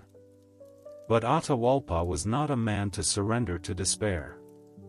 He was a keen and intelligent observer of men, a skill that had served him well in his long and brutal rise to power. And as he watched his captors, as he listened to their strange, guttural language, and as he observed their behavior, he began to notice something. He saw the way their eyes lit up with a strange, feverish fire whenever they saw an object of gold or of silver. He saw the way they would touch the golden ornaments on his own magnificent robes with a kind of rough, covetous reverence. He saw them squabble amongst themselves over the smallest pieces of precious metal that had been stripped from the bodies of his fallen nobles. And he began to understand. These strange men, who possessed the thunder and the lightning of the gods, who rode upon great, terrifying beasts, were afflicted with a strange and insatiable sickness, a desperate, all-consuming hunger for the yellow and the white metals that his own people used primarily for sacred and for decorative purposes. And in this dawning realization, he saw a glimmer of hope. He saw a path to his own freedom. One day, he summoned the leader of these strange men, Francisco Pizarro, to his chambers.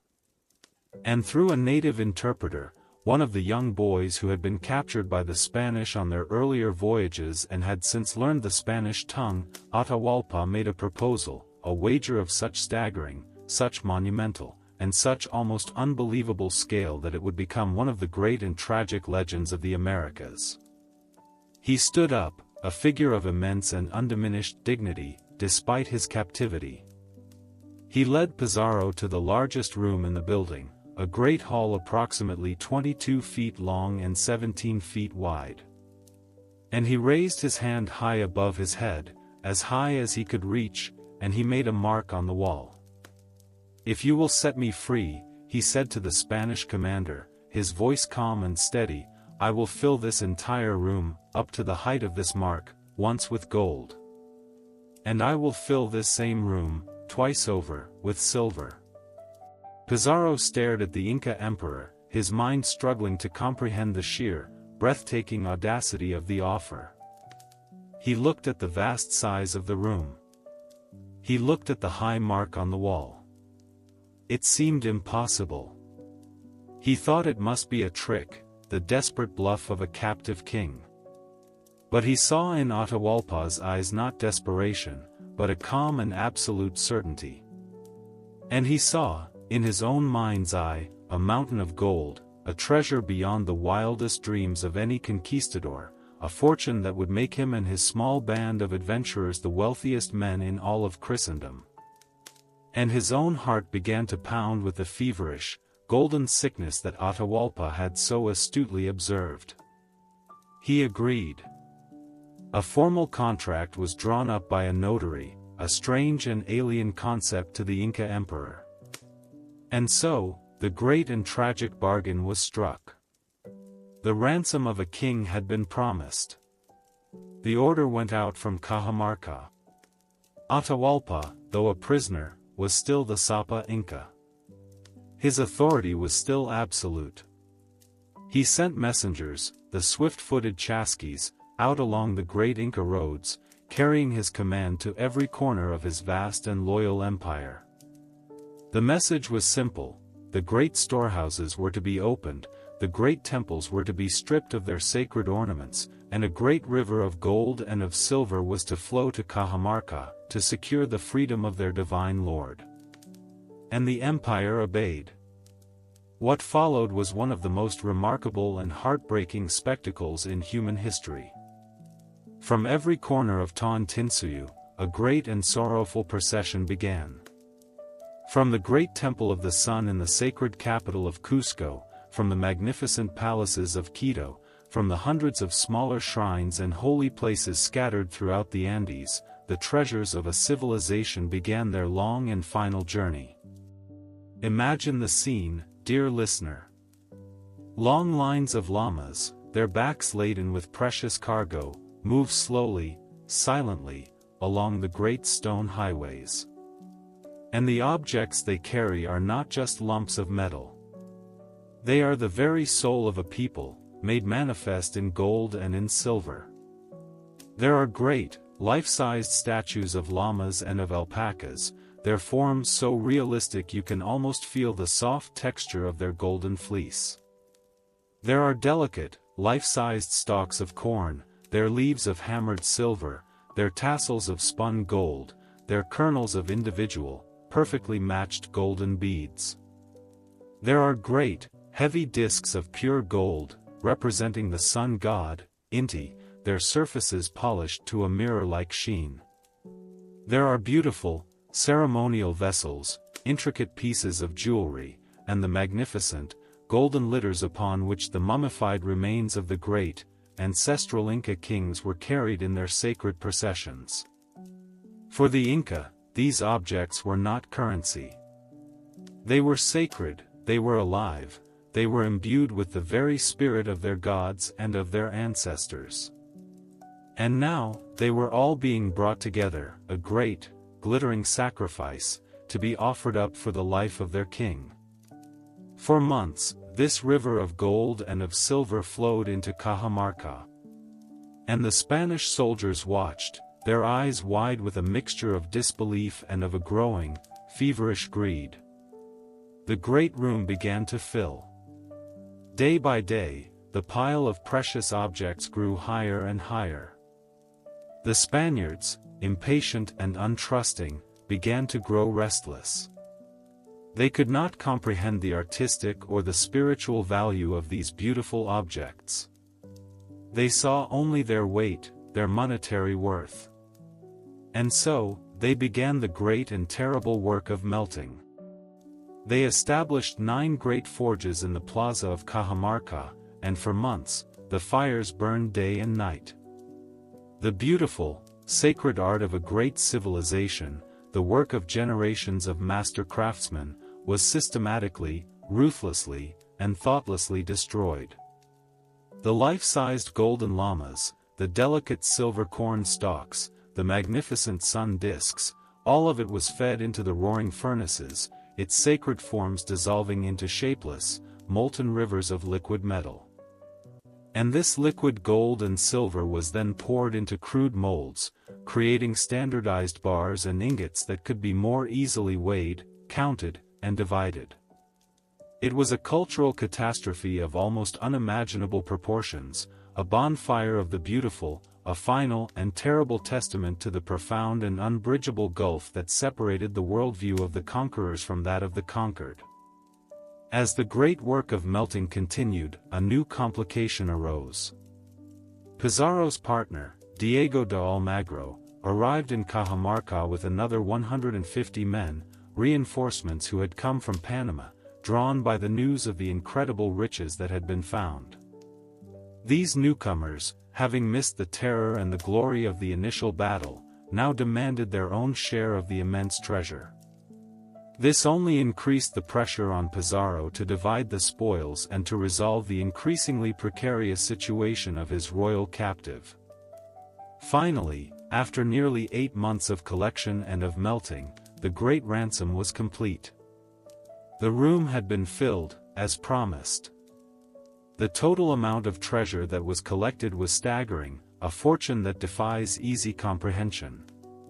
It is estimated that over 13,000 pounds of 22-karat gold and over 26,000 pounds of pure silver were collected and melted down. It was a treasure that would, in time, upset the entire economy of Europe. Atahualpa had fulfilled his part of the bargain. He had delivered a king's ransom, a ransom beyond the wildest dreams of his captors. And now, he expected them to fulfill their promise. He expected his freedom. But as he watched the Spaniards, as he saw the way they divided the great piles of gold and silver amongst themselves, as he listened to their loud and angry arguments over their respective shares, a terrible and dawning horror began to settle in his heart. He saw that these men were not gods. They were not even honorable warriors. They were thieves, driven by a sickness, a madness, that he could not comprehend. He began to understand that they had no intention of letting him go.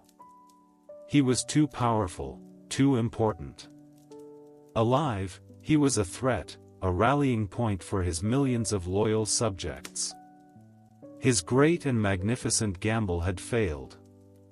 He had stripped his empire of its sacred treasures, he had exposed its very soul to the melting fires of his enemies, and in return, he had received nothing. The great room was now empty of its golden treasures, but his own, smaller room, his prison, remained locked. The ransom had been paid. But the king was still a captive. And the final, tragic act of his story was about to begin. In the quiet, echoing emptiness that followed the execution of the Sapa Inca, Atahualpa, a new and unsettling chapter began in the Andean world. Francisco Pizarro and his small band of conquistadors, now in possession of a king's ransom in gold and silver, were faced with a new and complex challenge: how to govern a vast and sophisticated empire whose divine head they had just so violently severed. They were no longer just conquerors, they were now, by their own audacious design, the new masters of Tawantinsuyu, the land of the four quarters. And they knew that they could not rule this realm of millions through force alone. They needed a symbol of continuity. They needed a puppet. And so, Pizarro installed a new Inca on the throne in Cusco. His choice was a young prince named Manco Inca Yupanqui, another of the many sons of the great Huayna Capac. Manco Inca, a member of a rival royal lineage that had opposed Atahualpa in the Great Civil War, initially saw the Spanish not as conquerors, but as liberators, as strange and powerful allies who had helped him defeat his family's enemies. He cooperated with them willingly, even providing them with military assistance as they marched south to secure the sacred capital of Cusco from the last remnants of Atahualpa's northern armies. He believed, perhaps, that a new partnership could be forged, a world where he, as the rightful Sapa Inca, would rule his people according to the ancient traditions, while these powerful foreigners would serve as his allies and protectors. It was a naive, but understandable, hope. The Spanish entered Cusco in November of 1533, and the sight that greeted them was one of almost unimaginable wealth. The Great Coricancha, the Temple of the Sun, had walls that were literally covered in sheets of pure gold.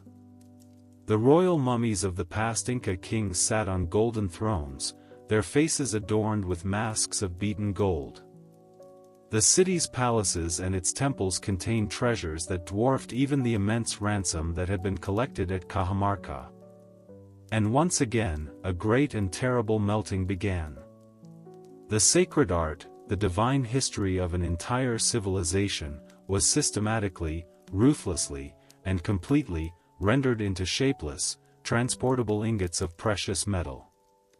And it was here, in the heart of his own sacred capital, as he watched the Spanish soldiers melt down the very gods of his people, as he saw them brawling in the streets over pieces of stolen treasure, that the young king, Manco Inca, began to understand the true nature of his new allies. He had expected them to be men of honor, warriors who understood the codes of reciprocity and of respect. But he saw now that they were driven by a single, all-consuming, and utterly alien sickness, the hunger for gold. The relationship between the young Inca king and his Spanish overlords quickly deteriorated. He was treated not as a sovereign, but as a hostage. He was subjected to constant and repeated humiliations. The conquistadors, in their arrogance, would mock his authority, interrupt his religious ceremonies, and demand ever more gold and silver from him. Most egregiously, they began to sexually abuse the women of the royal household, including Manco Inca's own wives and sisters, a violation of the most sacred social and religious taboos in the Andean world. The young king, his pride wounded, his authority a sham, found himself a prisoner in his own palace, a puppet whose strings were being pulled by greedy and disrespectful masters. Recognizing the true nature of his position, that he was merely a convenient fiction for the Spanish until they could establish their own direct colonial control, Manco Inca began to secretly organize a resistance. His plan was one of audacious, patient, and brilliant deception. He maintained a facade of cooperation, while secretly sending out messengers to the provincial lords throughout the central Andes, calling upon them to gather their forces and to prepare for a great, coordinated uprising, a war to drive the foreign invaders from their lands forever.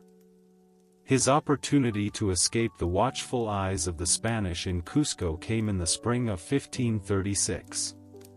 It was the time of the Holy Week celebrations, a period when the Spanish, in their own religious devotion, were somewhat distracted. Manco Inca approached the Pizarro brothers who now controlled the city, and he made a clever request.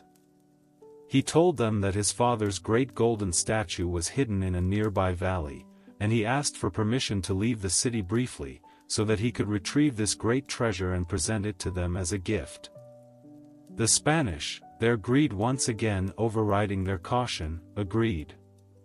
Once he was beyond the city walls, beyond the reach of his Spanish guards, Manco Inca did not return. He immediately began to mobilize the massive army that had been secretly gathering in the surrounding valleys. The response to his call was overwhelming. From every corner of the central Andes, warriors flocked to his banner. Within a few short weeks, he had assembled a force of almost unbelievable size, an army estimated to be between 100,000 and 200,000 strong, a great coalition of different ethnic groups, all of them now united in their desire to expel the foreign invaders. In May of 1536, this great native army descended upon the city of Cusco, surrounding it completely and laying siege to the small Spanish garrison of less than 200 men who were now trapped inside. At the same time, another massive Inca army, commanded by one of Manco's most capable generals, descended from the mountains and laid siege to the new Spanish capital at Lima, on the coast, effectively cutting off the two main centers of European control from each other, and from the outside world. The Great Rebellion had begun. And for a time, it seemed as if it might succeed. The siege of Cusco was a desperate and a heroic struggle. Manco's forces captured the great fortress of Sacsayhuaman, which overlooked the city, and from this commanding position, they rained down a relentless storm of slingshots and flaming arrows upon the trapped Spaniards below. They set fire to the city's thatched roofs, burning much of Cusco to the ground and forcing the small band of defenders to retreat into the two great stone palaces that ringed the central plaza. For nearly 10 long months, the small Spanish garrison was on the very brink of annihilation, saved only by the strength of their stone fortifications, the superiority of their steel weapons, and a series of desperate and almost suicidal cavalry charges that they launched into the surrounding Inca forces to secure food. But despite their initial successes, the momentum of the Great Rebellion began to wane. The Inca army, composed largely of farmers, could not maintain a prolonged siege during the crucial planting season. Many of the warriors had to return to their communities to tend to their fields, reducing the military pressure on the besieged cities at critical moments. And most decisively of all, the Spanish, after months of being isolated, finally managed to break through with reinforcements. Diego de Almagro, Pizarro's estranged partner, returning from a disastrous expedition to Chile, arrived at Cusco with a fresh army, and he broke the siege. With his main army now dissolving, Manco Inca was forced to retreat. He led his most loyal followers into the high, rugged mountains of the Sacred Valley, establishing a new headquarters at the magnificent, fortified site of Ollantaytambo. And when this position, too, became untenable, he made a final, fateful retreat. He led his people deeper into the mountains, down the eastern slopes of the Andes, into the dense, humid, and almost impenetrable jungle region of Vilcabamba. Here, in this remote and wild sanctuary, a place where the Andes descend toward the great Amazon basin, a place of thick vegetation, of unfamiliar diseases, and of a terrain that was utterly hostile to the Spanish cavalry, Manco Inca established what historians now call the Neo-Inca state. It was a government in exile, a small, independent kingdom that would continue to resist the Spanish conquest for another 36 years. From this hidden jungle capital, Manco Inca organized an ongoing guerrilla war against the Spanish. His warriors would launch daring raids on the Spanish supply lines that ran between Lima and Cusco. They would ambush small groups of Spanish travelers. And they would provide a symbol of hope, a center of resistance, for all the Andean peoples who still dreamed of one day throwing off the yoke of foreign domination. But the end of this great resistance leader's story was a tragic and an ironic one.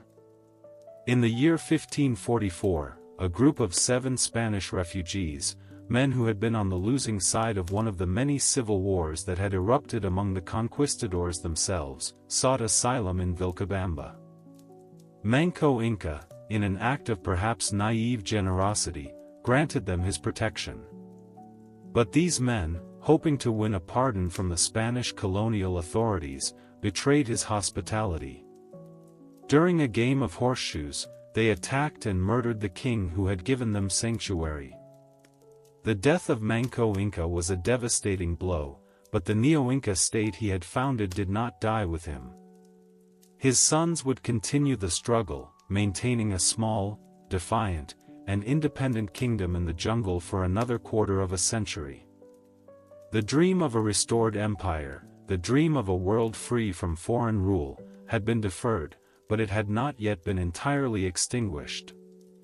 In the deep, green shadows of Vilcabamba, the last of the Inca continued their long and lonely watch. The public execution of the last Inca sovereign, Tupac Amaru, in the Great Plaza of Cusco in the year 1572, was intended by the Spanish viceroy, Francisco de Toledo, to be a final and definitive statement.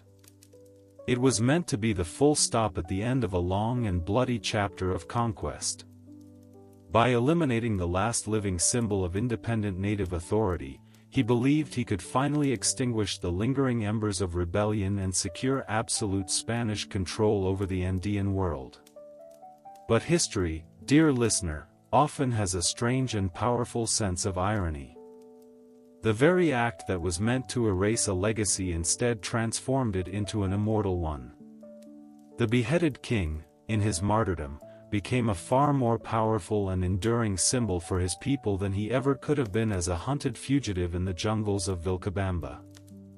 In the centuries that followed, the Andean world underwent a profound and often brutal transformation under Spanish colonial rule.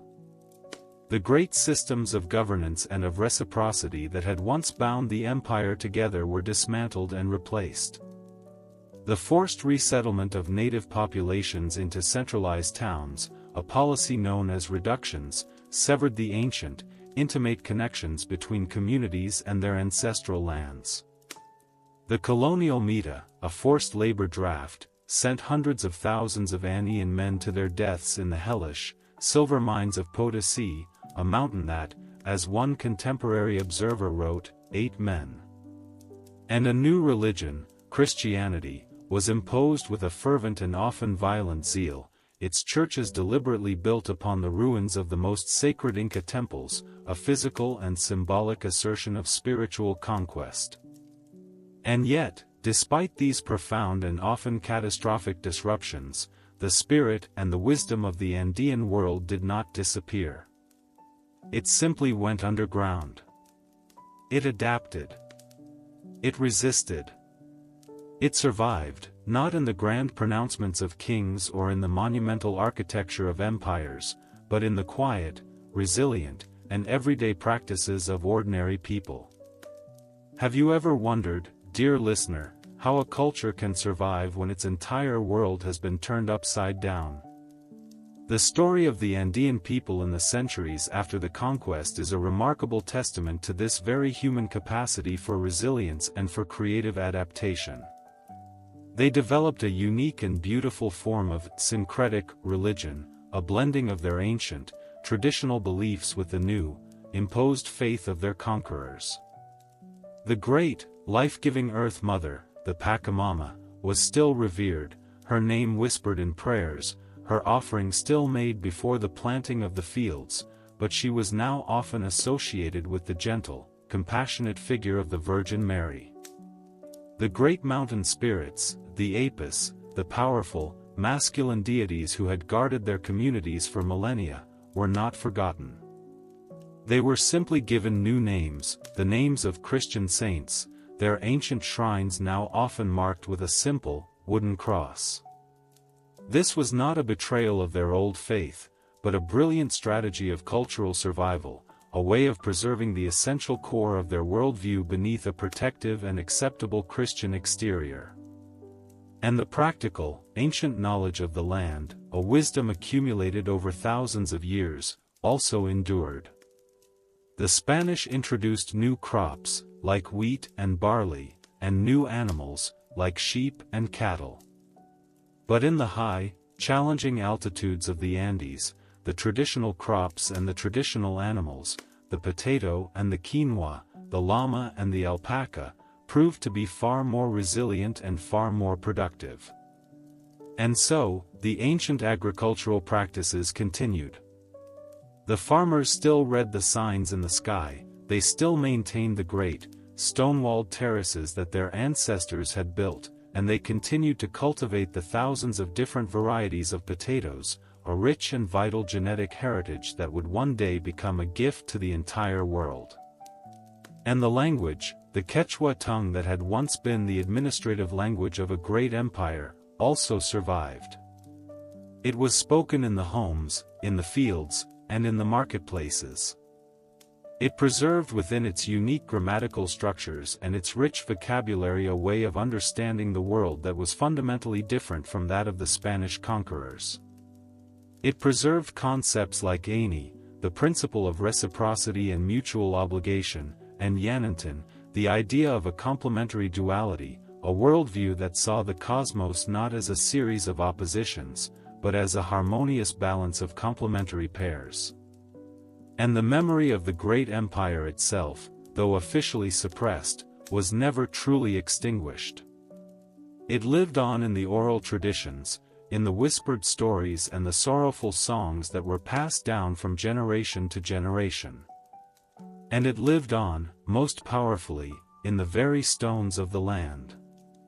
In the centuries that followed, as new nations were born and new histories were written, the legacy of the Inca would undergo another remarkable transformation. In the early 19th century, as the peoples of South America began to fight for their own independence from Spanish colonial rule, the leaders of these new revolutionary movements, men like the great Simón Bolívar, would consciously invoke the memory of the Inca Empire. They looked to the ancient, pre-colonial past to find a unique, American identity, a source of pride that was distinct from their European heritage. The Inca were no longer seen as a defeated people, but as the noble founders of a great, indigenous American civilization. But it was in the early 20th century that the greatest rediscovery of all would occur. In the year 1911, a young American historian and explorer named Hiram Bingham, guided by local Quechua farmers, was led up a steep, jungle-covered mountainside. And there, hidden beneath a thick blanket of vines and vegetation, he encountered a sight that took his breath away, a magnificent, forgotten city of white granite, a silent, mountaintop citadel that had remained hidden from the outside world for nearly 4 centuries. This was Machu Picchu. Its rediscovery sent a shockwave of wonder and excitement around the entire globe. It provided tangible, undeniable proof of the incredible architectural and engineering genius of the Inca people, and it became an instant and enduring symbol of the mystery and the magnificence of this lost civilization. And today, dear listener, the echo of the Inca continues to resonate, not just in the ancient stones of their great cities, but in the living cultures of the Andean people. In Peru, in Bolivia, in Ecuador, millions of people still speak the Quechua language. Weavers, working on traditional backstrap looms, still create beautiful textiles with the same intricate patterns that their ancestors did centuries ago.